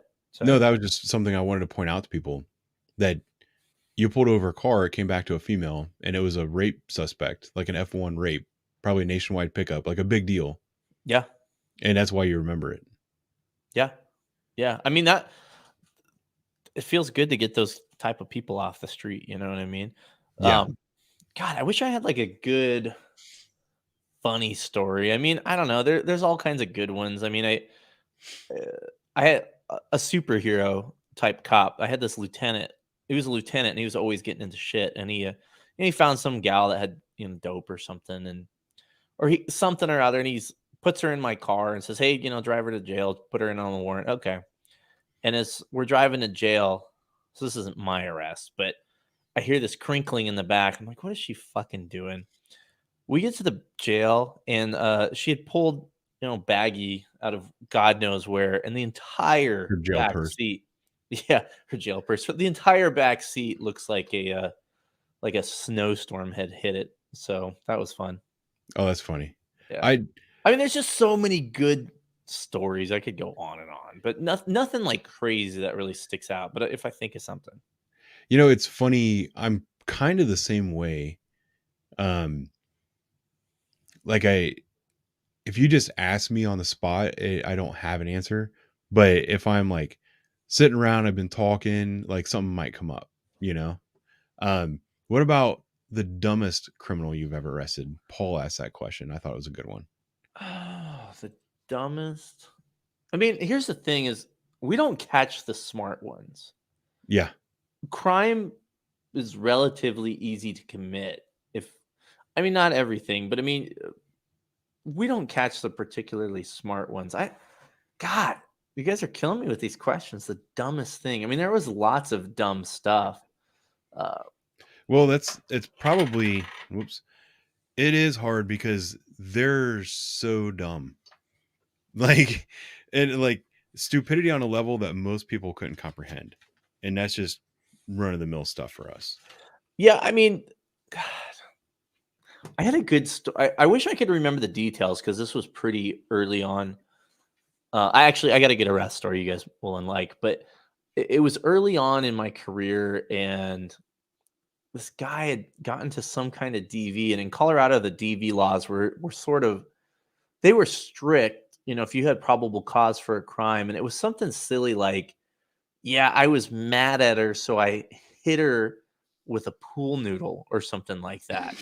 But based on what he said and how she described it, we're like, dude, we have to arrest this dude for hitting her with a pool noodle. I'm not advocating hitting people with pool noodles, but I mean, just hearing it out loud, it's kind of silly in itself, but just silly stuff like that, Yeah. One of my favorite, I guess, arrest stories that I've ever had is again riding two-man. One of the first nights I rode two-man with the guy with the knife story. We got dispatched to this accident, and we get there, and this car had basically took out a whole fence, and for whatever reason in this urban area, there was an empty lot that had this big dirt pile in it. Well, the car hits the dirt pile and goes flying, right? So we get there, and this lady's dragging her friend out of the car. Honorable thing, right? Getting her out of the car, making sure she's not hurt, right? So that was my initial thought was, oh, she's helping her friend that she almost killed. This is when you were like a brand new cop. Yes. Yeah. She sees us. She drops her friend, who's still half in the car, and takes off running. And, so we get to the gal first that, she dropped, and paramedics were getting there too about the same time. And her foot's like, it's basically hanging off, it's going the wrong way. You can see the bone. It's pretty gnarly. And so we go chase after the other gal. We catch her like, 30 feet away. She was drunk. She wasn't very good at running, but that always cracked me up. Like the deer in the headlights, like she sees us and just drops her friend and runs away instead of helping her friend funny. out. Yeah.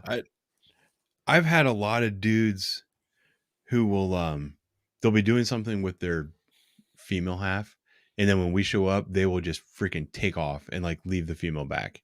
That's happened many times where she's like stuck in. Often she's the one that's holding the gun and the dope and stuff like that. So I've had many a dude just leave their chick out to dry. It's pretty funny. Yeah. If your dude wants you to hold on to something for them, you may consider dating somebody else. They never seem to figure that out. We had one. I don't know if this is like the dumbest criminals. This might be one of my favorite arrests, other than the guy that I arrested at my house, which I'm not going to tell that story again right now. we got a call. There was a rec center in my patrol area that was being rehabbed or remodeled or something, or being completely built up. I can't remember what it was, but it was a giant construction site. They had a construction trailer there. They had a fence around the place, whatever. So one of the neighbors called in at 3:30 in the morning and said that someone was breaking into the like the manager's trailer of a construction site. So we're trying to get there, and this person's giving a really good play-by-play to the dispatcher who is giving it to us. And it's like, okay, gives perfect description of what they're wearing, gives their vehicle description. They get in their car and they take off. And we were all still probably 3-4 minutes away. So everyone in their head is thinking, okay, how far can they travel in this 3 or 4 minutes? What are the most likely avenues for them to get on, and how they're going to get out? The helicopters getting overhead, helicopters asking all these questions too, like better vehicle description, anything that they can get. Everybody is like going 100 miles an hour, and they're like 2-3 miles away from where this occurred. My partner and I, we were like, well, we should probably go to scene and see what it looks like. And we did. We drove up, and we didn't stop, but we looked and we're like, yep, the door's hanging open to the trailer. Let's go ahead and motor on down the road. So we literally went one street over from where the trailer was. We're just driving down the road, not doing anything crazy. We're trying to decide, like, I wonder if they hit the alleys, like, what do they do? As we're driving down the road, we see these two guys outside of a pickup truck wearing reflective vests and hard hats at 3:30 in the morning. And we're like, well, that's odd. Like, and then my first thought was actually, hey, these guys are probably just getting home from some overnight construction job. I'm going to ask them if they see anybody out and about, whatever.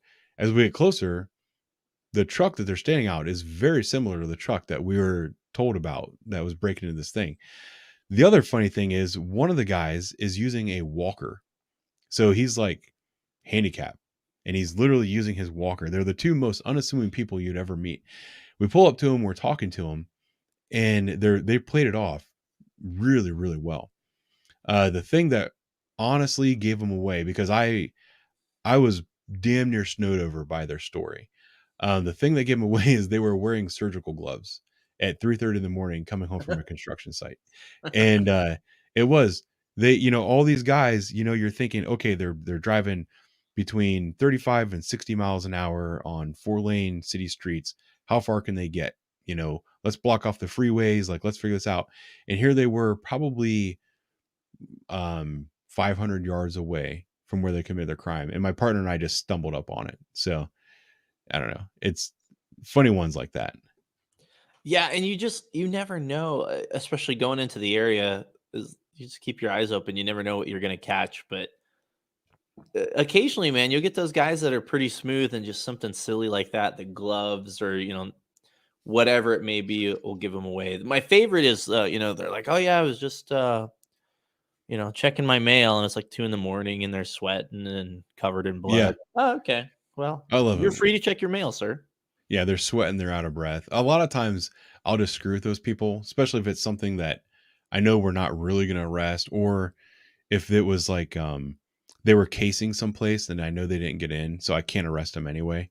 But I got them to run, and then they're trying to play it off. I'll kind of screw with them in those situations. But one thing I wanted to say, first of all, AF Ohio Patriot dropped another $10. Thank you very much. A couple people have asked us specifics about what departments we work for. Those are questions that we're not going to answer.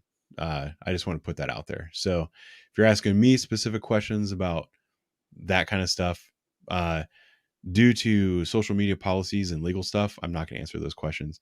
And then Lenny, he values his privacy, so he doesn't want to talk about what department he worked for. I just wanted to put that one out there so that we don't keep getting that same question, because I've seen it a couple times. What else was I going to ask? Oh, you know what? I have a Discord server. This might be a good time to plug it, although I'm not super active on Discord.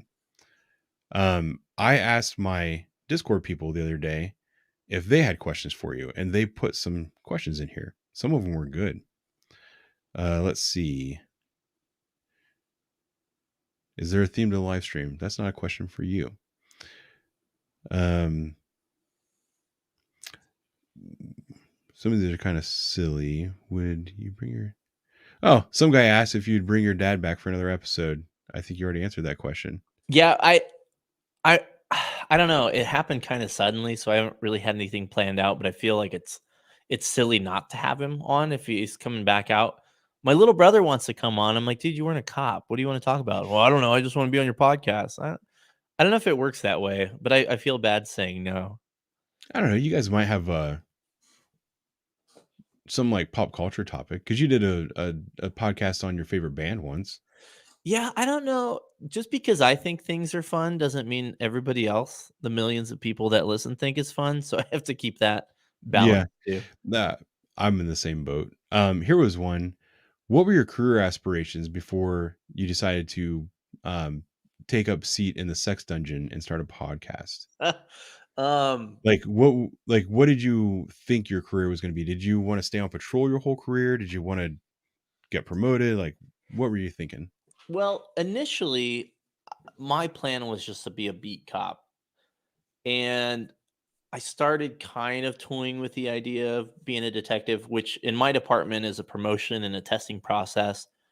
And I thought about that for a while. And you could put in for an officer investigator position, which I did towards the end. And I don't know. Sergeant Lenny sounded good, but I wasn't sure if that's what I would want to do. Not to go too far off topic, but I feel like a lot of people get into law enforcement and with the idea of they want to go do something else inside of law enforcement besides patrol, where I was kind of the opposite. I really liked patrol and I wanted to be a patrol cop, where a lot of the people I met, they couldn't wait to go do something else, where I loved patrol. So maybe I'm unique in that matter. I don't know. No, I'm kind of the same way. And like when we have our annual reviews, it's literally a mandatory question. They ask like, "Hey, what are your career goals?" And I usually just say, "I just want to work in patrol."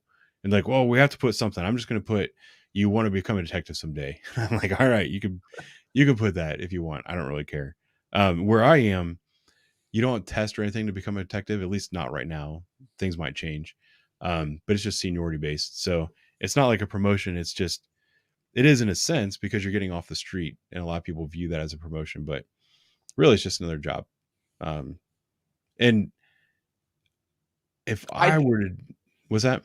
I was gonna say I did love investigating stuff. Like a lot of patrol guys in my department weren't. They wanted to kind of run and gun and do the fun stuff, and then go to jail and be done with it. I liked the digging part of it, but I don't think I'd like digging 24/7. The digging part for me, it's not my thing, and one of the reasons is probably because I know that at least I have the feeling that it's not going to go anywhere. So I don't get excited about it, and I don't get upset. Excuse me. I don't get upset if I have a case that's like a felony case or whatever. I call the detectives and they come out and they handle it a certain way. A lot of people are like, "Oh, you have to do this. You have to arrest, blah, blah, blah." I'm like, you know what? It was my job to secure the scene, get the most basic information, get them out here. If they choose to go a different route, that's their job and that's their call. And that never really bothered me. If that makes sense. Yeah, it does. I mean, for me, it was. I don't want this to sound bad, but it was like a pride thing. Like I want to be the one that puts the handcuffs on him. I want to get it done. But there was just times it wasn't going to happen, and I knew it wasn't quote unquote my role, so I had to move on from it. So yeah, here's one in the chat right now. Colin Caldwell, what's your opinion on ride-alongs? It depends. For me, it was tough because, and I'll piggyback on another question I saw where people were asking if you always rode 2-man. My department, we didn't. If we had extra cars, you would, or if you had somebody you liked riding with, and if they could accommodate that, then you could. But there was definitely nights where I wanted the car to myself, and it always seemed like the night where I just wanted the car to myself, where I get a rider. But honestly, I didn't mind so much. It just honestly depended on the rider. If it was like one of those things where you're riding with them and they're like, "Hey, Yeah, have you shot anybody? What the hell, man? We're not doing this. But if they were there and they were curious and they wanted to see what was going on, and no, I didn't mind for the most part. There's guys that don't like it though, for sure. Yeah, it's kind of like when we were talking earlier about how some guys think that they just need to be out there slaying it every night and they shouldn't be taking dispatch runs. A lot of those guys don't like taking ride-alongs. I think Yeah. the guys that don't mind taking dispatch runs and handling calls. I said it your way, handling calls, and trying to solve problems. Those are the guys that don't mind having ride-alongs. And it's kind of one of those things too that it's at the beginning of the night. Like I've had especially when I was on third shift, I was like the oldest guy on my precinct.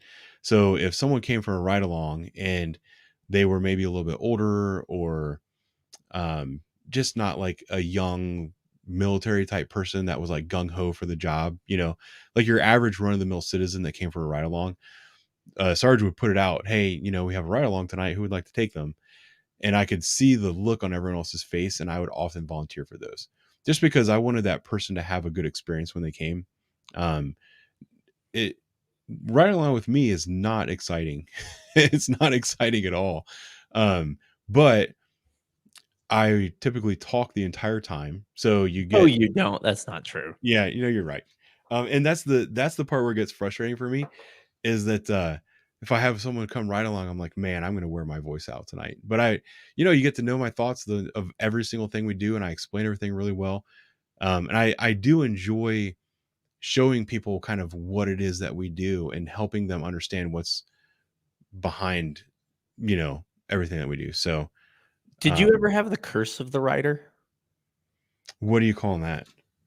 For us, it seemed that if you had a rider, it ended up being a very quiet night. And I'll give a perfect example is I had a gal from my hockey team come ride, and it was one of the only nights in my entire career that I only got dispatched to one call the entire night. That was very unheard of. Usually we're running 10, 15 calls a night. Yeah. That did happen, at least 2 that I can think of. And one was like a good friend of mine that had run for like political office locally. And I'd been trying to talk. I was like, look, you say all this stuff about us and how you support us and this and that. If you want some good ammunition, come with me for a ride along for a night. I'll show you what it's really like. I'll introduce you to the streets, and then you'll actually have some perspective when you're saying these things. And when she came out, it was dead. Like I was doing everything I could to try to keep her awake. And I think I even dropped her back off at the sub at like 4 a.m. I was like, hey, it's just one of those. I mean, I got to introduce her to a couple of cross-dressing prostitutes, which was fun. A guy named Jerome. I forget what his street name is, but she got to meet him. That was kind of cool. But for the most part, no, like it was boring, and it is what it is. Hey, Ohio Patriot, you don't have to apologize. Like it's not an offensive question. I just want to put the ground rules out there. So thank you again for donating. I saw also, I'm gonna say Della again, even though you put your correct pronunciation in there earlier. I do have channel memberships. It's only $3. I think I made it super cheap. I was thinking about making another level where it was like $10 without putting any additional benefit, just saying, hey, if you guys want to, you can. It's just one of those weird things again where it's like I'm literally asking for money directly from people, and I'm not super comfortable with it. But the membership option is there, and I'm thinking about creating another level. So You should start an OnlyFans. you have no idea how The often I hear mustache that. fans. I'm not. I have great legs. I was thinking about starting an OnlyFans for my legs only. What do you think? How much are you squatting now? Not much, because I've taken a really long break from the gym, man. I I don't know if you've been present for my gym videos and my gym talks, but I had like, what do you call it? Bone spurs in both of my elbows, and they were they were so bad that if I brushed up against somebody and touched them with my elbow, it would send me in like a tremendous amount of pain. So I've been just jumping on the rower. I row like 10,000 meters a day, 4 or 5 days a week. And that's been my training. So my squats, if I were to get under a bar right now, I'd be lucky to squat 425. Well, thanks for your service on that, though. I'm here to please. Man, I've been meaning to get. I really like a row machine, and I've been thinking about ordering one. But I feel like, God, if you get something cheap off Amazon, it's just not going to be getting any good. You know, you have to get the Concept 2. Get a Concept 2 rower and just go with it. Concept 2 rower. I mean, this is very professional, but I'm going to Google it right now. Yeah, it's literally the rower to use. I have a couple of videos of myself rowing on the channel if you want to see how it works. Well, I mean, if you're in it, then I guess I'm going to have to watch it. Holy cow, buddy. I'm not making YouTube money. I can't do that. Well, I bought it before I was doing YouTube. I actually bought my rower 8 years ago when my wife had her second child so that she could help her get back in shape after the second one. And again, like all things that I buy for my wife, I use it more than she does. I bought a this will tell you how long ago it was, is when those little Apple, what are they? Not the iPads, but the iPods. I bought a mini one, and I even had her name engraved in the back of it. I think she used it once. I probably used it thousands of times. That's funny. Well, like this cup right here, this is my wife's. Like literally everything I buy for her. Oh, and this coffee mug. So I was trying to read. Is this a joke? I'm not trying to be rude, but why do cops have so many wrinkles? Oh, you're talking about our faces? You're talking about the bags under my eyes? Do you have bags under your eyes, Lenny? Oh, fuck yeah. I look homeless at this point. Yeah. I mean, residentially impaired. I'm sorry. Oh, the bags under my eyes drive me nuts. I think it comes from working nights for a long time. Yeah. I don't know. I think there's a stress part of it too, I would think, right? The constant frowning. You do kind of age yourself when you start working this job. I don't know. I think it's age and working nights, like the stress and the stress. You don't look a day over 60, man. Well, thanks, man. You know, it's funny. The guys at work for the longest time, they literally did not believe I was in my 40s. They're like, "No, you're not. You're lying." I'm like, no, definitely in my 40s. Because they were in their late 20s.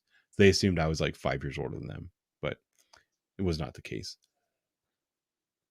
You're you've aged like a fine wine. Not that I knew you before, but you've aged like a fine wine. Yeah, for the 4 or 5 months that we've been talking to each other. I feel like it's been longer than that, hasn't it? Like a year almost, hasn't it? I don't know. I have really poor. I'm not good at keeping track of time. Dude, I don't even know what today is. Especially now that the kids aren't in school. I have no idea what Your kids are already out? They just got out the other day, which was weird. They went back on a Monday for a half day to watch a movie. Why just let them out? Why are they going to school for a half day on the last day? Because it's mandatory hours that are set by the government. Oh, the government. That makes a lot of sense.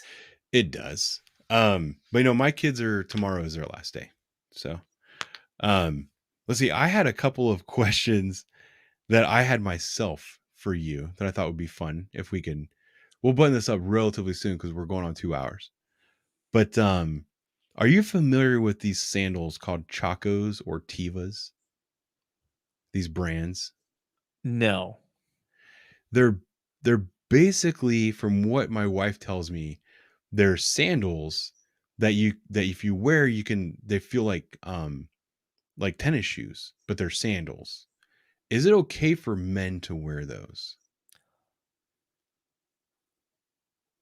Without actually seeing them and knowing what they are, I guess I could Google it. What are they called again? Chacos or Tivas? Yeah, you're gonna have to spell that one, pal. I don't know either. Let me look it up. I'll Google it myself. Oh, no, that's some kind of vegetable that I got on my Google. Chacos, Brazil. No, yeah, I don't know what's going on here. Here, I'll do this real quick.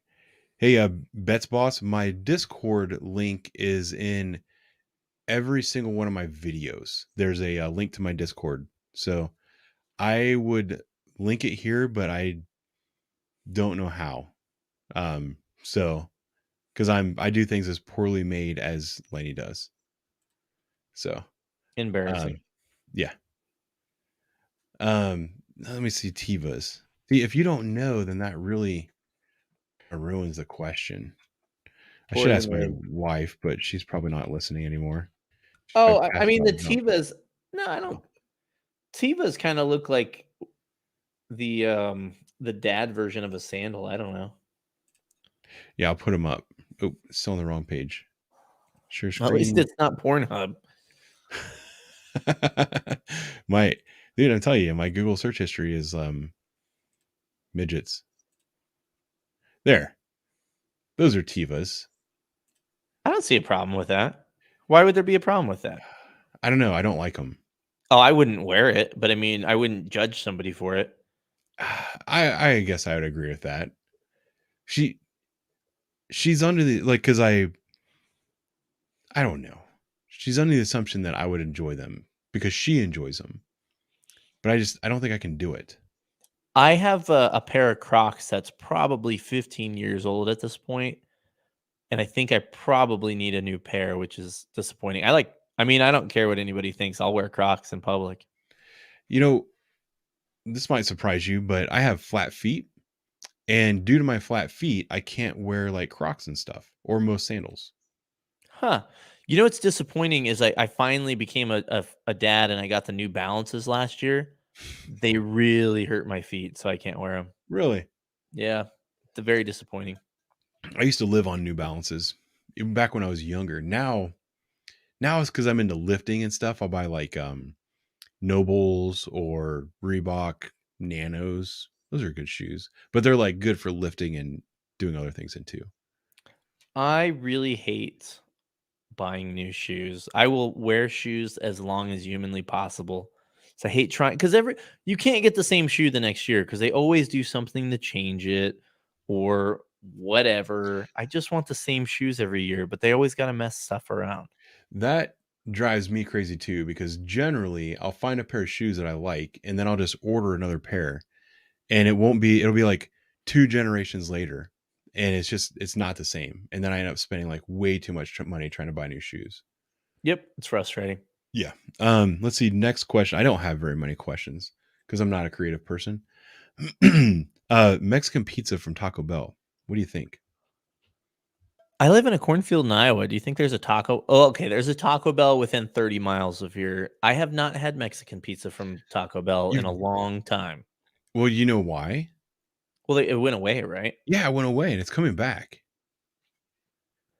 Did you know it's coming back? Well, I make a podcast in my basement, so I'm a very busy guy. So I did not know it was coming back. Yeah, it's coming back. It might be back already. I think it was like May 17th or something. I was way more excited about this. I thought you'd be more excited about it. Why? Because I'm fat? Yes. No. That's accurate, actually. I mean, don't get me wrong, man. Every fat guy likes Taco Bell, but I'll tell you what. I'll report back to you next time I'm at the Bell. I'll check it out. Right. Well, because like that would be like my and my wife's like standard orders. It would be like a Mexican pizza and a couple tacos. Like now that it's gone, we go to Taco Bell way less. I don't know, man. Taco Bell for me is not. If I'm drunk, I mean everybody that's drunk wants Taco Bell, but what do they call like the cheesy gordita crunch? I always thought was good. But I'm more of a traditionalist. I just get tacos. yeah, I mean, Or you can't go Mexican wrong with pizza. tacos. Yeah. They had these grilled cheese burritos a little while back that were pretty good. At Taco Bell? Yeah, they're really Oh. good. But then they're gone. So All that stuff sounds kind of gross to me. oh, it ended poorly. I can guarantee that. Yeah. Now in Iowa, it probably won't play out so well. But back in Colorado, and I know I'm lumping in different groups, but was there a lot of Mexican food in Colorado? Like a lot of Mexicans? Yeah. So like legit Mexican food, you know? oh yeah. So I used to live in Greeley, Colorado, and it's kind of the armpit of Colorado. It's not a bad little town though. And there was a bunch of hole in the wall Mexican places with legit Mexican food. Holy shit. So good. I mean, just so good. And in the city I worked in as a cop, there was a excellent place with street tacos, and they were really good to us. So I enjoyed getting street tacos there. Yeah, we have a huge like Mexican or South American population to the extent that we're like overwhelmed with good Mexican food. And it's like I probably eat Mexican food more than anything else. It's so good. I did want to address somebody in your chat there that said, I'm assuming the White Castle comment is regards to drunk food. It Oh, 100% is. White Castle is the best drunk food. There's not a White Castle. I think the closest White Castle to me is in Kentucky. So I have a ways to go. wow. I have a great White. Do you guys have White Castles there? Yeah, I think it originated here. The headquarters is here in Columbus. Man, I had no plans to come visit you, but at this point, I might have to come. I'll drive by the headquarters to take a picture soon for you. Yes. Yeah, it looks like a house. The first time I experienced, can I talk about my White Castle experience? My first White Please, Castle experience. please do. I was back east in New Jersey for my grandma's funeral, and naturally, like good Irish folk, you get drunk after the wake, and so we got drunk at the hotel bar, and at 2 in the morning, me and my cousins walked along a highway in New Jersey, drunk as shit to White That Castle, sounds really smart. and it was one of the best experiences of my life. It was a lot of fun. So it was all about the walk and not the White Castle? All of it was good. I mean, the White Yeah. Castle was good, the walk was good. It was a good time. Walking on a highway in New Jersey doesn't sound like a good time to me. Yeah, it was fine. Yeah, it's fine. We're all here, so it was fine. Not a big deal. Is that your only White Castle experience? Oh no, I have another good White Castle Oh. story. I actually told it on my podcast, but after I quit and we were figuring out where we were going to relocate, we took this wild road trip across the country, which I should have. I wasn't doing podcasts back then, but it would have been a good. I could have done like a nightly update. It was out of control, but with 4 kids in the car, we loaded up and took a week and drove across the country. But one of the nights we ended up staying outside of Louisville, Kentucky, and the hotel, we got there late, like 11 at night, and I saw this beautiful light right next to the hotel of White Castle, and I was like, I screamed in excitement and woke up everybody in the car, and my wife's like, no, we are going to sleep. We've been in the car all day. And I said, nope, this is a once in a lifetime opportunity. We're going to White Castle. So with all the babies crying, drove right through that drive-through, got a bunch of White Castle, and I went to bed a happy man. You know, I'm not like a White Castle hater, but I'm like very indifferent to it. Well, it's because you don't get to it.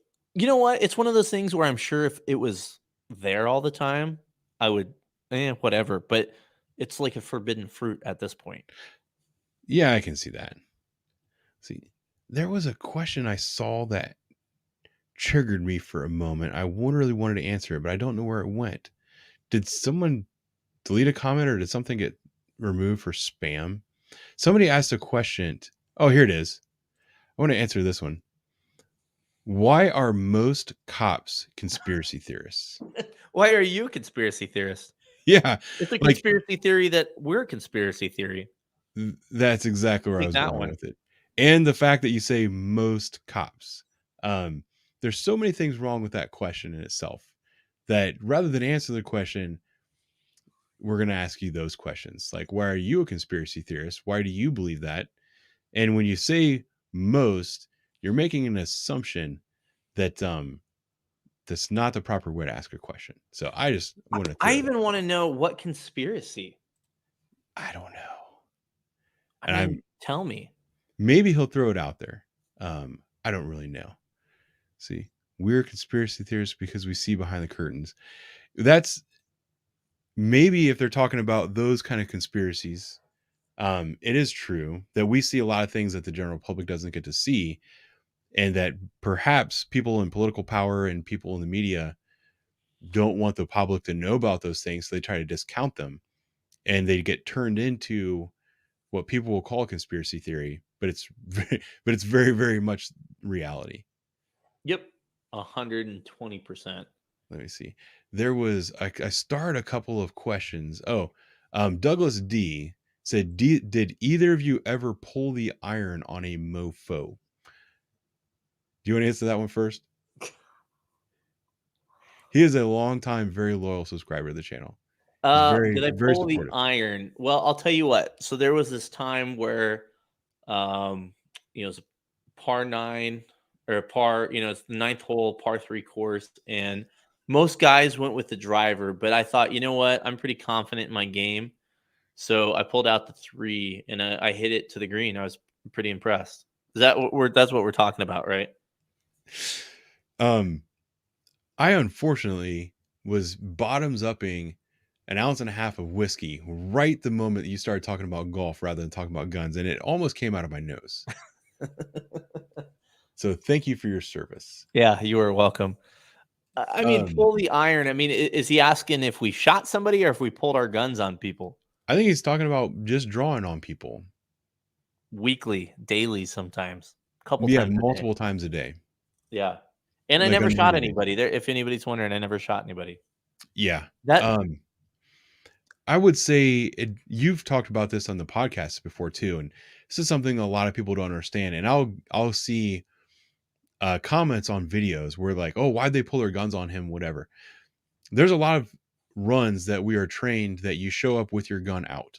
A burglary alarm. There's a lot of that people might think why.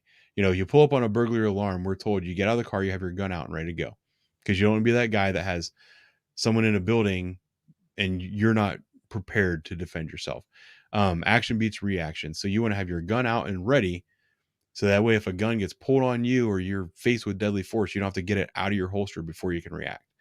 But also, we get dispatched on a lot of calls from people that don't know what's actually going on. And we're told that there's somebody there with a gun and it's an active threat. So we'll show up with our guns out, point our guns at people, order them to the ground, do all those things regularly.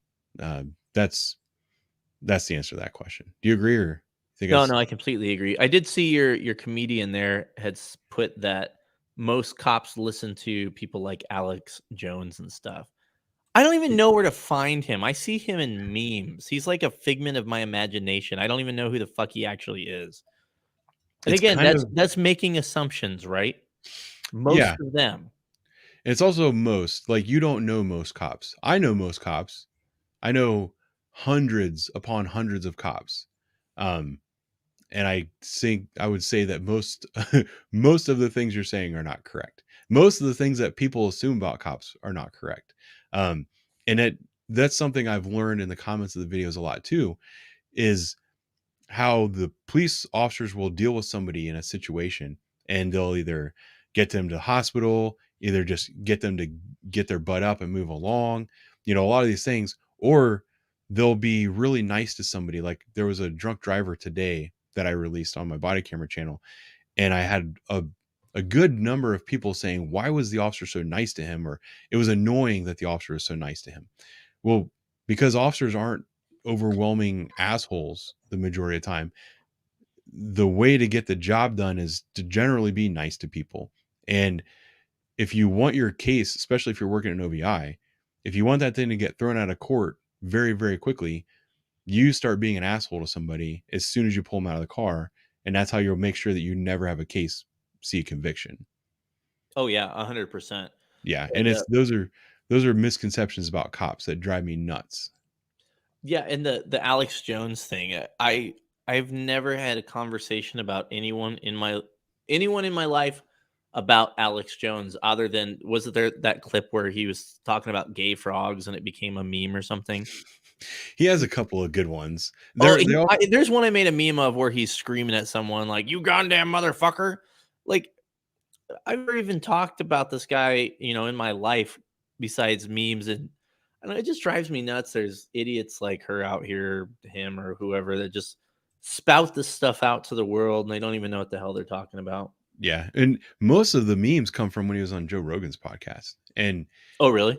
yeah, and if you want to talk about most people watching, what's his name, Alex Jones, the Joe Rogan podcast is the most watched and listened to podcast on the planet. So I would say that most people listen to Alex Jones, if you're going to categorize it that way, because it's the most popular show on the planet. So it is what it is.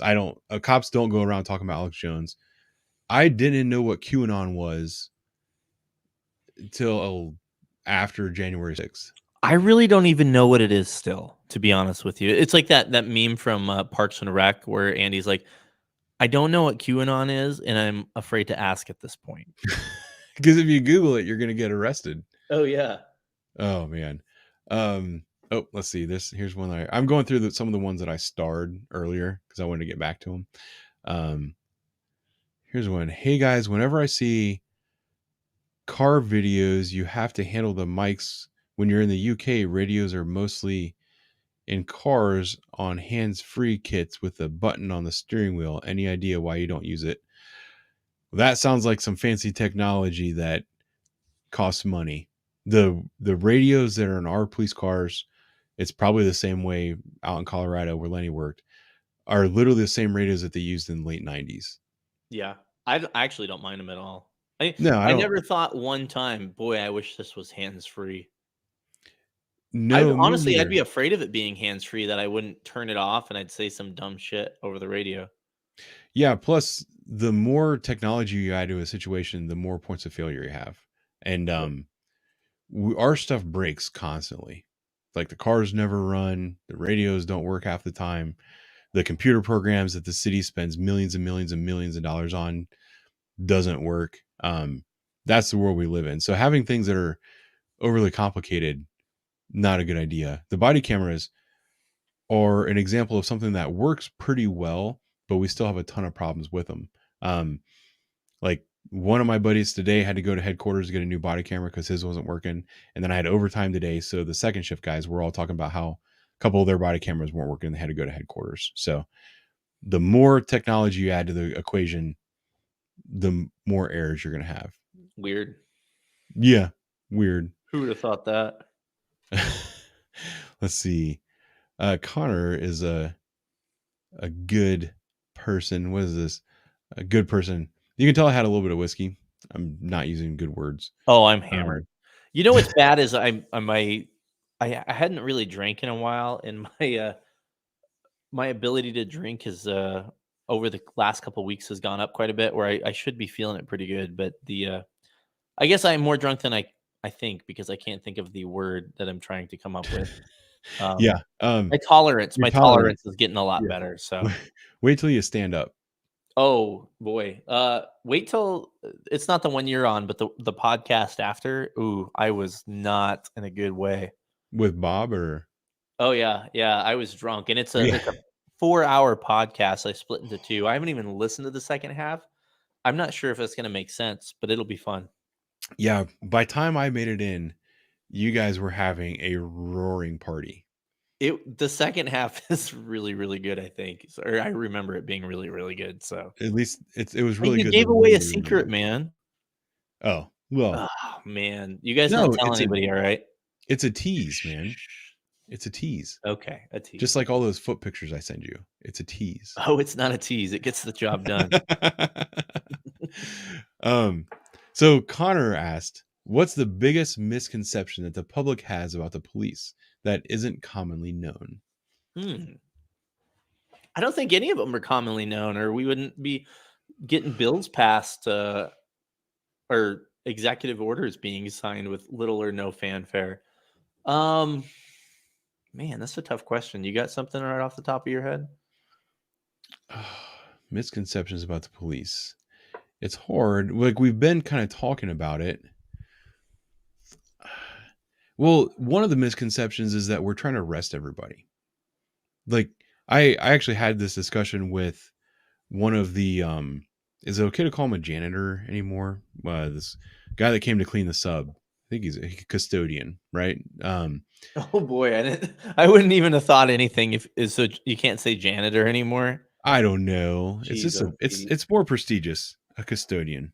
He's probably part of the facilities management division of the city. Let's put it that way. He's a facilities management specialist, and he came to the sub. He was asking about an incident that happened in another part of the city, and we got talking about police and stuff. And this guy's black, and according to his own statements, he said he grew up in the ghetto and he has a lot of hood family. His son is about to become 30 years old. He just got his acceptance letter or his hire letter, his offer from my department. So his son's going to go through our academy and he's going to be a cop. And he's very proud of his son. He's very excited that his son's going to become a cop. And we were talking about some of the stuff that he has to put up with from his family. He said that he's like put people out of his family for saying stuff about the police, which is pretty cool. And he brought this up. He's like, yeah, they think that you guys are out there just trying to cuff people up and take them all the time. And this is his words because he talks to enough cops. He's been around us for 20 some years. He goes, man, half the time you don't even want to deal with these motherfuckers. And I was like, that is 100%. Like, I don't care. I'm not trying to arrest people ever. Like, my goal is actually to get through every single incident that I go through without having to arrest anybody. If I can go weeks without going to jail, I will go weeks without taking anyone to jail. But that's changed though, right? Or No. has that been the same way you've always been? Well, listen, there were times where I was out there hunting people, trying to get bad guys, and that is, I was looking for specific things. I was looking for guns and drugs and gang members, and I was trying to harass them. Those people, yes, I wanted to take them to jail. I want to get them off the street. I want to do all that stuff. But like every single person I come in contact with, I'm not looking for a reason. Well, I know this isn't some gang member, but I'm going to find a way to take this guy to jail because it's the best I can I got do. what you're saying. Yeah, I completely agree with that. Yeah, like most people I come in contact with, I just want to get through that interaction and move on to the next one. And it's amazing how many people force my hand and they make me arrest them. Story for a whole nother day. But no, that I would say that's a misconception that we're trying to arrest everyone that we come in contact with. Yeah, and it's just one of those things that cops are just normal people. When you're at work, do you actually want to do work? No. And if you say you do, you're lying. Now, there's definitely some things that would happen where I'm like, F yeah, I did that for you, by the way, the guy that was upset. Yeah, I'm going to go after this dude. Let's take this dude to jail or whatever. But for the most part, look, I want to go home on time. I want to eat. I want to get my lunch. That was a big thing for me. I want to Yeah. eat. I hated missing lunch. We're just like anybody else, just trying to get through the day, trying to survive. Yeah, and then when you do arrest somebody, half the time they're an asshole, and then you're stuck with them for the next hour and a half, 2 hours. Yeah, if you've never tried to write an affidavit while someone is screaming nonsense at you for 2 hours, you haven't lived, let me tell you. Yeah. Jumpmaster attached his question to a $10 super chat, so we have to answer it. He said, Ben, admit it, FTO sounds better than coaching. I don't know. I think FTO has more consonants and that doesn't flow. So I'm going to have to disagree. I know Lenny feels strongly about calling it FTO. I learned baseball from a coach. I learned policing from a field training officer, and I'll leave it there. It's just different. I don't know. Is it the same thing? I mean, I didn't have like I guess you could call your baseball coach a field training officer. Because you are on a field and he's training. Well, you can't do not the officer. I caught myself there. Well, but how many fields are you on with the police? It's not a field. It's the field. You're out in the field. That's a term. So is coaching. It's just a term. It's a stupid term. All right, moving on. Let's see if there's anything else good here. Sure need to, oh man, it's bad because I'm like going too fast and I'm skipping over some comments and I have to I'm seeing answers to questions. Let's see. Oh, I think they were just replying to some of our stuff. I don't know. We've been going for 2 hours and 15 minutes. There was other stuff I wanted to talk to you about like your career. And I was going to ask you about making memes. Can we have that conversation without going another hour? Yeah, man. Dude, I'm here for you. So, and I'm here for the millions of people watching this video. So, Um, let's talk about it, man. how did you become the meme lord? Well, it's kind of hard to explain. I almost would argue that I got into the meme world maybe a little late, not super late. I don't know if memes will ever go away. I think it's hopefully they don't go away or I'll be out of business because definitely not going to do it on a podcast. But I I really liked them. You know, it's like any normal, you know, red blood American. I love memes and I love sharing them with my friends. And I came across an app one day to make memes and I thought I could do this. And turns out they weren't very good, but I kept at it. And I made a page way back when called Poorly Made Memes. And it was not police related. And, you know, I'd post things that, you know, would happen or I would see or just thought of. And it didn't really get a ton of traction, but I found that I got really good at roasting my coworkers and sending memes about them, you know, to them and other people. And I thought, you know, I'm a lot better at the police content. I hate the word content, by the way. I'm a lot better at police memes. So I'm just going to, you know, really hit that hard. And I just started making them and, you know, I've made thousands. And it's interesting. You brought that up at the very beginning about how my brain works.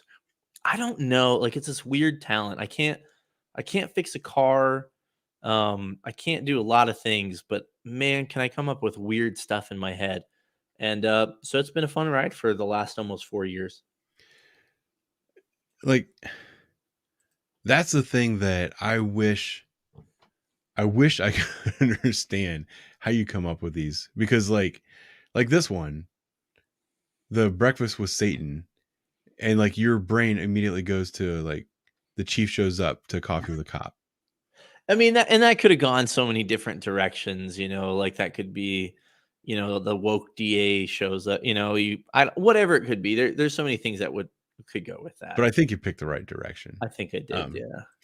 This one here, you saw my Instagram post? I made somebody angry with this one.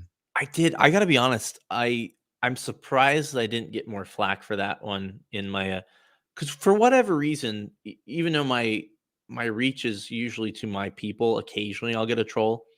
I didn't really get any trolls out of that one, which was surprising. You know, what's funny is as I pour another drink, the whiskey tonight is Jack Daniel's Single Barrel Select. A lot of people shit on Jack Daniel's, but they've never had the Single Barrel Select. It's like, what is it? 94 proof, and it's very smooth, a little bit sweet. It's delicious. You can drink it without ice. That's why I chose it tonight.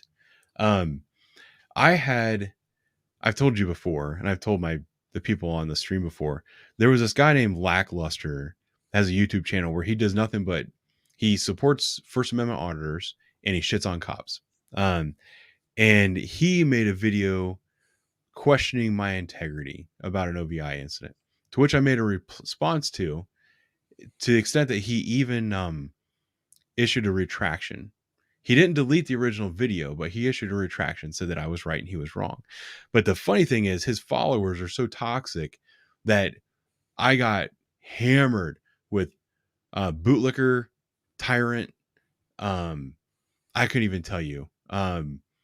People tell me that I was a disgrace to the oath that I took and all these other stuff, and they all came from him. So this meme particularly really kind of made me feel happy, because it shows that I'm not the only one that has to deal with this kind of stuff. And I haven't made one of those memes in a while, but I actually got one of those comments, and I'm to the point now where somebody does that, I just yeet them from my page and never worry about them again. But I'm like, man, I haven't picked on these guys in a while, so we should do that. Yeah. I like picking on them. They're fun and they're easy. They get so mad. They do. I wanted to answer one of your folks' questions. They asked when we're gonna get another PM YouTube video. I I've been would. I've been so busy with like the kids baseball and trying to get podcasts out and stuff that I haven't had really time to breathe, but I will try and get one up at some point. I'm kind of at a crossroads with I'm just not as good looking as Ben and not as funny as him, and I just don't know if YouTube's for me. So I may just keep hiding behind the microphone, but I do like making those videos every once in a while. I got to get just need a little more time and get a little better at it, and hopefully soon, maybe in the next couple of weeks. I think you're onto something with that last one that you did. The explanation of the meme when it had like some controversy. Oh, with the old Vicky White, was that Yeah. the last one I did? Yeah. Yeah. Rest in peace. Pour one out for the homies. That whole situation. I didn't really get a chance to talk about that. Yeah, I had a jailer on the podcast that came out just before the one that we did. So when you're done with the live stream, you guys can listen to me and Ben some more. Which, by the way, that came out really good. I was really proud of that episode. Oh, good. I'll have to listen to it, but I was thinking about pre-recording an apology to release after you release the video or the podcast. Why? Because the way I remember it, you were trying to hit home the point that yes, the First Amendment exists, but yes, you can be a dumbass and get yourself in trouble, and those consequences are legal consequences. And I was just like, my brain was so focused on kind of the way I criticize the government and public officials that I felt like I was ignoring your point. Maybe I was remembering it wrong. I don't know. No, I wouldn't say that. And I think your point was worthy too, though. And We were talking in parallel, we weren't talking in the same plane. Language. Yeah, and not to break like the fourth wall here, but it is poorly made anyway, but I thought it was really good, man. I think the folks will like it. Okay, good. I'm looking forward to hearing it. The funny thing is, even though I was on it, I actually enjoy listening to the conversation back. It's strange.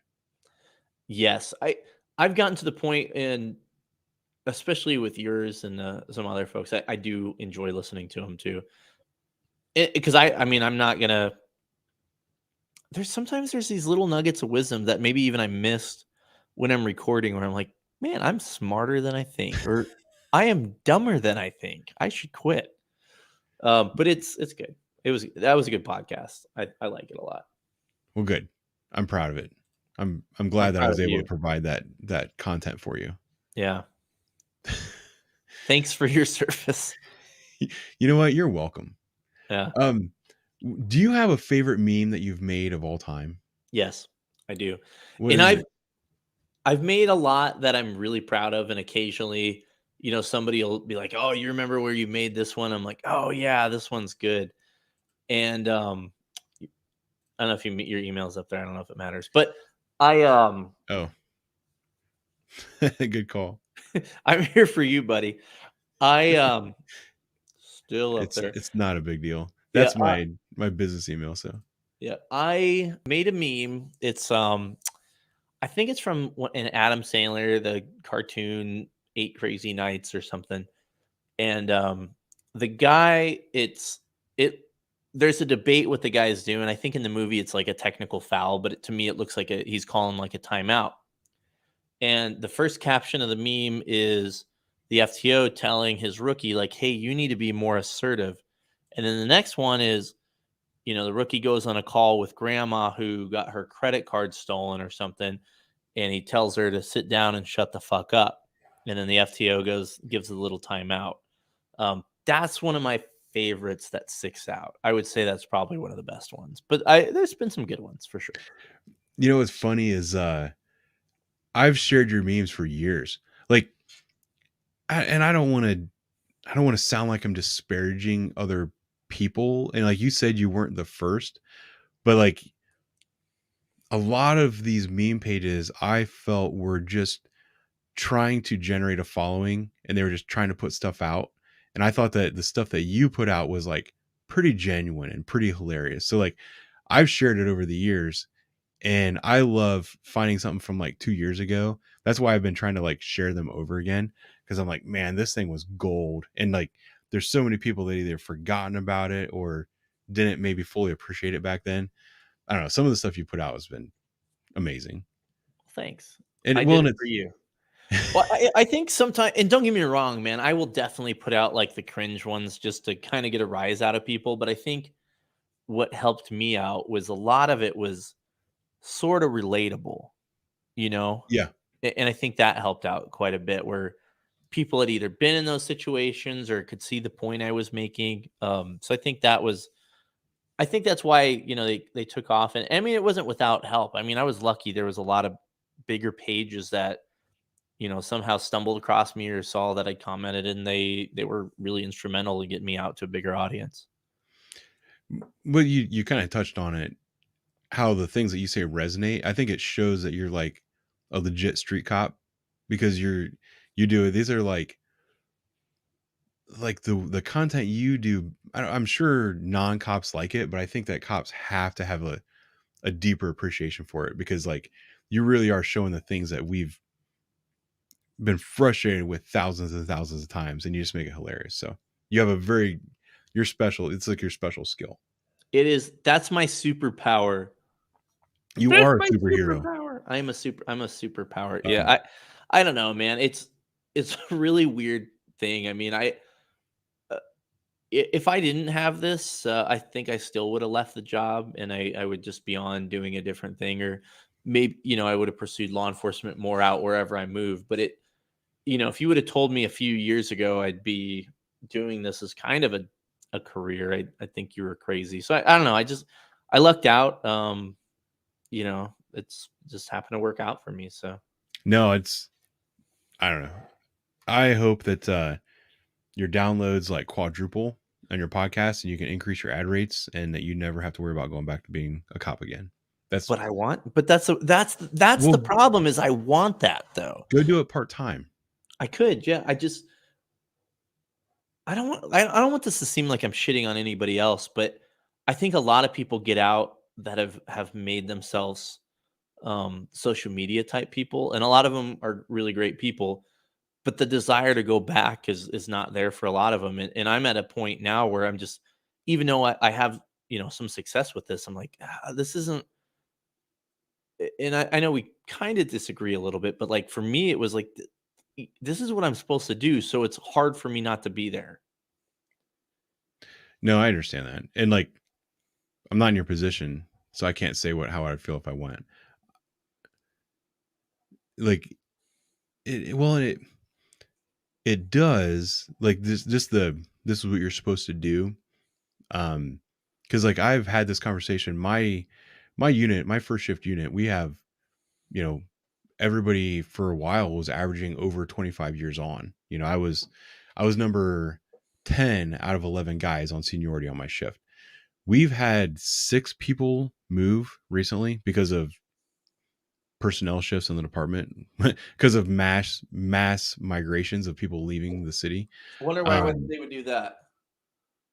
What's that? I wonder why they would do that. Yeah. And it has nothing to do with the mayor actually offering an incentive to officers to leave early. But it's funny because we've had more guys than usual that I've had to like sit down and be like, this is your last shift on patrol. How do you feel? And I've had other people who they took jobs much earlier in their career than they thought, where they left patrol much sooner than they expected. And I had to talk to them and I was like, you have a lot of time left before you retire. Are you sure that you want to be done being a cop? Because like, don't get me wrong, they're still doing a job for the department and they're still police officers, but they're not cops anymore. You know what I mean? And it's a big deal to them. Like the one guy, he was very emotional about it, and I totally understand. And it's not the exact same situation you're in because they're still in the uniform, but they're still not cops. They're doing stuff in the building, and they're not part of investigations or police work. Some of it's training and some of it's other stuff, but yeah, once it's in you and you do it for a long time, it's hard to not do that anymore. Yeah, and that's what I know. I mean, I don't know. I guess there's no other way to put it, but I'm a cop. I should be doing police work. And part of it, you guys can be my psychologist for a second. I know part of it is I have a guilt that I left. And some people have, there's been some trolls on it like, oh, you're not a cop, you shouldn't make cop memes. I get it. I totally get where they're coming from because I left. Doesn't mean I can't make cop memes, but I totally see where they're coming from. But for me, like, it's just what I'm supposed to be doing, and I feel like there's a piece of me missing. But I also know ultimately I did the best thing for me. But I do feel guilty. I have granted, my department is like 200. I heard at one point was 200 spots down. I don't know if that's actually true, but I mean it's pretty far down. But there's still people that I worked with that are still there, and they're fucking miserable. And I'm like, God, they're miserable. I should be there with them, being miserable with them. And I know that's not fair. Some of that, if I can be part of your counselor for a little bit. Let's do it. Yeah. Hear me. That's the same stuff that I went through when I got out of the military too. Like I came, and it wasn't just getting out of the military, but coming home. I remember specifically this one. It wasn't a palace. It was a very large house that we occupied. That was like our residence when I was there in the green zone. And there was a pool out back, and we got the pool all up and running, because it was full of dirt when we got there. And this compound that we were on, a couple of the buildings had actually been hit by like cruise missiles. So it was very active in the war. And so this pool, we got it all cleaned out, got it up and running and everything. And we were swimming in it. And then when I came home, there was somebody that was now in our house, and a couple soldiers drowned in that pool. And I remember hearing about that, and it was like I felt so guilty that I wasn't there. Like that people were there going through things, and that I should have been there to help, or that if I hadn't left, they wouldn't have been there.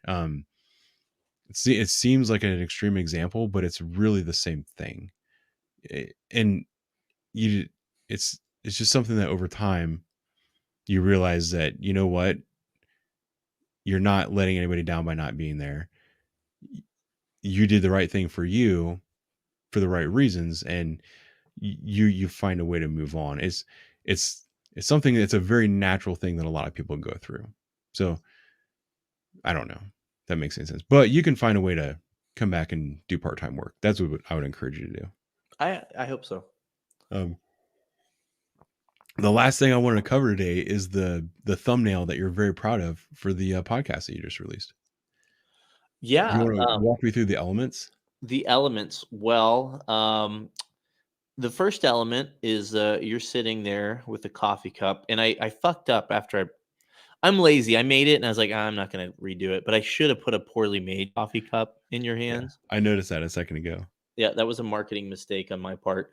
But so it has the name of the podcast, Poorly Made Police Podcast. You can Google Poorly Made Police Podcast, and you should find it. But you can find it on all the major places for the most part: Apple, Amazon. I don't know, Spotify. That's where I listen to it, is Spotify. Me too. The episode is season 2, so we're in season 2 of the podcast, episode 17, and it's called "Picking at Pickering," which is Pickering is a court case that we talk about. And then, like you were talking about, of what you brought up in the podcast, is basically cops should be able to speak out. So now the other elements are you have a lady there, which you got to listen to figure out who she is. I don't know if everybody's going to know who she is. Do you know who she is, Ben? No. Oh, interesting. She's not. I don't want to say it and be wrong. You should say it and be wrong. It'd be even better. It's not the chick from. She looks kind of like the chick from Sex and the City, but it's not her, is it? You were wrong. You were incorrect. Yeah. Bad. Well, you might not even get it then. I might have to text you the answer. I bet somebody in your super chat knows who that is. I don't know. I don't know if they're still. A lot of times what happens in the chat is they just talk to themselves. Okay. And we're background noise. Okay. Well, if I farted into the mic or something, it might alert them. I don't know. Then you have a like we were talking about, you had a little gerbil hamster thing there, and then you have the party can. So I don't remember talking about that. The party can? Yeah. We talked about the party can and about a pitcher and what was in that pitcher. Yes. And it's a picture that you probably can't put on the thumbnail. I thought I actually would have, but I I got lazy and my kid was screaming, so I was like, I'm just gonna throw this together really quick instead of looking for it. That's funny. No, it's very good. My favorite part is Lemon Winks. Okay, I'm glad you knew who that was. Old Lemmy Winks there. I didn't know if everybody knows who Lemmy Winks is. Yeah. That's a Dude. great South Park episode. It's like top 5. I'm behind a couple years on South Park. Oh, I'm behind a decade. But there's some episodes that I've picked out through the years. Sometimes I'll go in to have lunch. Like one of the guys that just left my unit had lunch at 11 o'clock every day, and he would put on Comedy Central. And lately it's been South Park.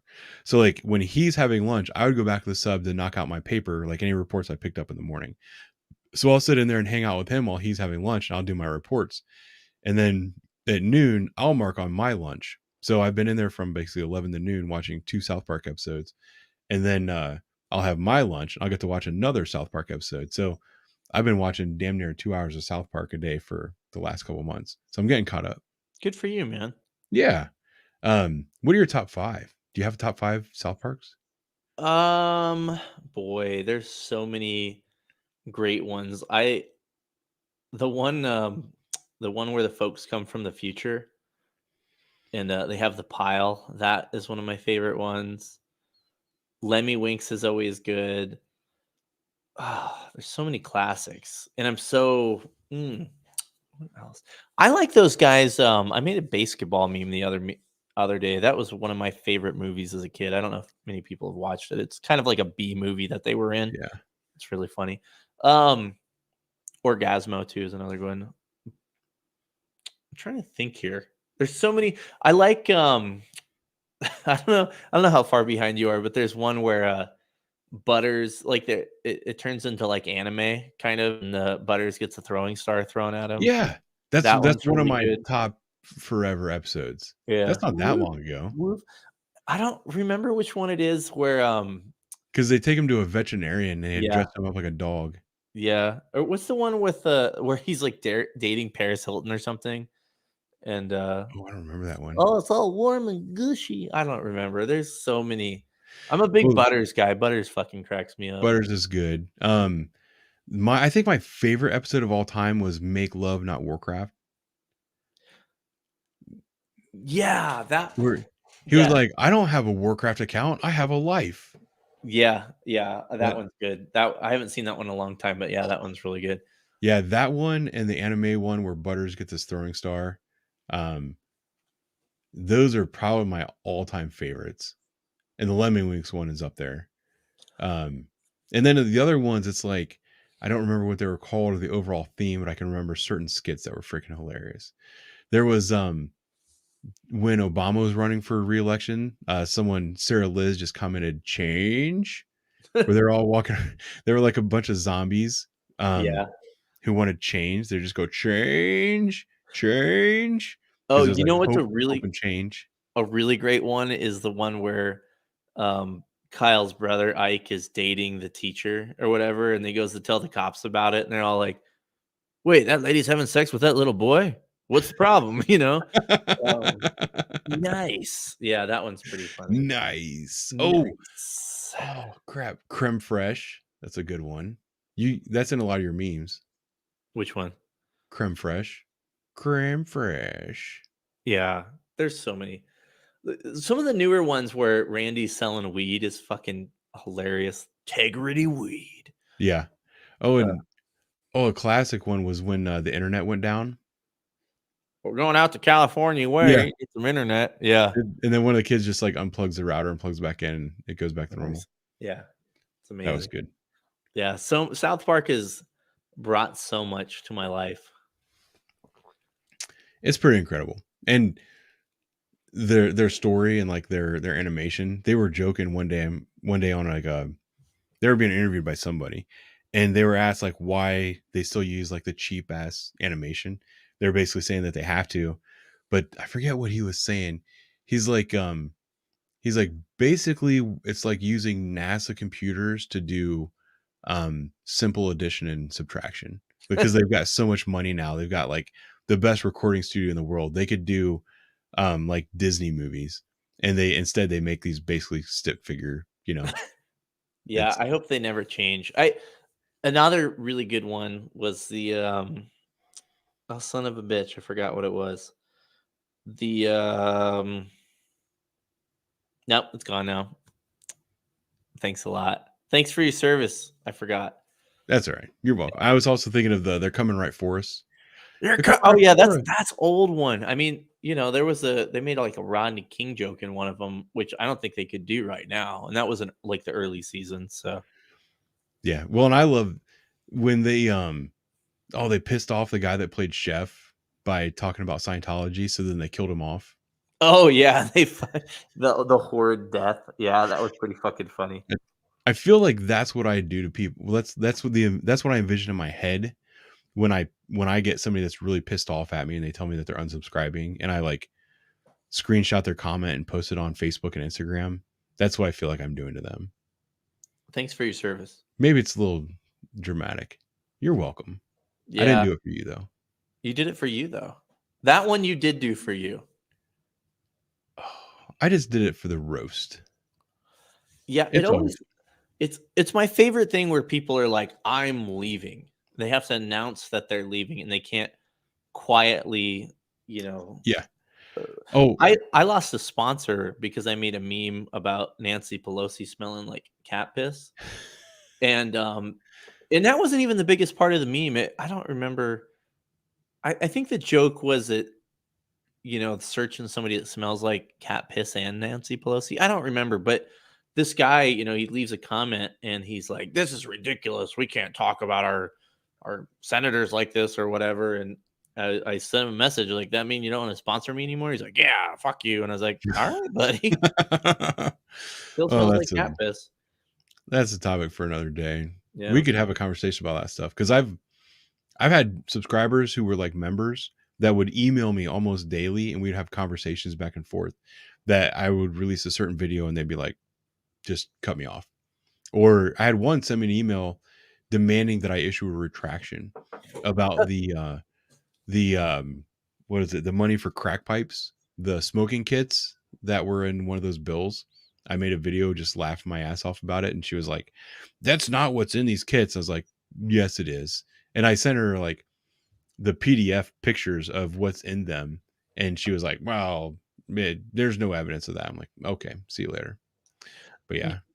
Yeah, it's I don't know. I think you kind of get yourself in trouble if you're.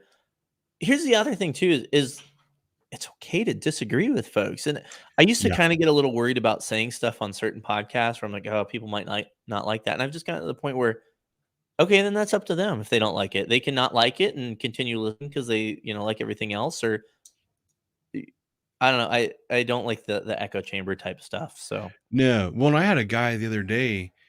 I put up I'll make polls about First Amendment auditors making fun of them. And it was, I forget what I said, but both choices made them look like idiots. And this guy was like commenting and he's like, "I didn't like your little poll." I was like, "I didn't ask you for your opinion." And he was basically just telling me like, "You better change or you're going to lose my support." And I'm like, "Okay." Like the whole reason I do this is that I'm honest and I'm myself, and I'm not going to change because someone's threatening to punish me. Like, do you not see the irony in your comment? Like, right. I don't know. And it's one thing for him to voice his like, "Hey, I don't agree with that." Yeah. That's cool. We can do that. You can disagree with stuff and still be friends. Yeah. It's amazing. You should try it sometime. And the other, the really crazy thing to me that's like kind of different from your stuff is that a lot of the people that follow me, they see the way I interact with people. They hear they hear my heart in the stories that I tell about the people I interact with and how I care about them. And I'm really trying to help. And they see compassion in that. And they're like, "Man, this is the kind of guy that I want to follow. And he seems like a really genuinely good person, blah, blah, blah." And then I say the slightest thing that they disagree with and like, "What a piece of shit." You know what I mean? It's like, what about all these like drug addicts that I've literally pulled out of poverty and off the street? And, the woman who's getting a new furnace because of me and my efforts and all this other stuff. It's like, none of that stuff matters because I said one thing that you disagree with about First Amendment auditors, for instance. I don't know. It cracks me up. Yeah, I got my next podcast after yours. I have something in there that, you know what? It is what it is. If people don't like it, then they don't Oh like yeah, it. you Yeah, mentioned so it to me. yeah. I don't know. Yeah, it's funny. It is what it is. But we've been going on a while. We're starting to lose a lot of people. A lot of people have to go to bed. So I gotta go to bed. I do too. My eyes are drooping. I've got the screen. I intentionally made the picture smaller so that you can't see the giant bags under my eyes because I'm exhausted. I've been up since 4:45. Me too. I have a Okay. kid. He's an alarm Yeah, clock. that's true. I did miss a super chat. Kathy. Kathy's always here. She's a, Very low. is that a bird? Is she's a bird and she can do that? Yeah. God, Kathy, you are impressive. She's a bird with a credit card. I like it. She comments on every single video and she's very sweet. She always has positive things to say. So I appreciate your support, Kathy, and thank you for the super chat. Thanks, Kathy. Yes. You guys have actually been on it tonight. I don't know what the total is, and it's probably not appropriate to put the total up, but it's really cool. You guys have been very supportive tonight. I don't know. I've said it before. I don't do this for the money, but it really helps encourage me that you guys are able to share some of your income with me. So I really do appreciate it from the bottom of my heart. Thank you very much. I hope you enjoyed the talk that Lenny and I had. Lenny, did you enjoy the talk tonight? I did. I very much enjoyed it. I always love a good chat with you, buddy. It is always a good time. And did the live chat weird you out at all? You all right No, with that? once I kind of got rolling, I felt a lot more comfortable. Yeah. Good. Well, hopefully we can do another one in the not too distant future, and it'll be a little bit more specific. Like we'll pick a video of a body camera or something that maybe is in the news or something that shows like really good police work that we think we have a lot of insight on, and we can kind of break it down for people. What do you think about that? I'm game. All right. We'll make it a date then. I haven't been on a date in so long. I can't wait. It's fantastic. The whiskey is starting to make my brain go slow. So I'm going to cut this off now. Thank you, everybody that stopped by. I specifically want to send out some thanks to Lenny. You're very busy. I appreciate everything that you're doing. And I really do appreciate you taking some time to actually go live with me, which I knew you were apprehensive about. That's not missed by me. So I don't know. It's really cool. We've become pretty good friends here recently. And I don't know. I thank you a lot for coming tonight. It was awesome. Well, man, I really wanted to make. That's what she said. But sorry, man, I couldn't help it. But I have to be honest, man. I appreciate you because you've done so much for my podcast. So it is. Oh yeah, I'm making a heart even though you can't see it. So fantastic. On that note, everybody have a fantastic night. Thank you for coming by. Talk to you later. Bye-bye.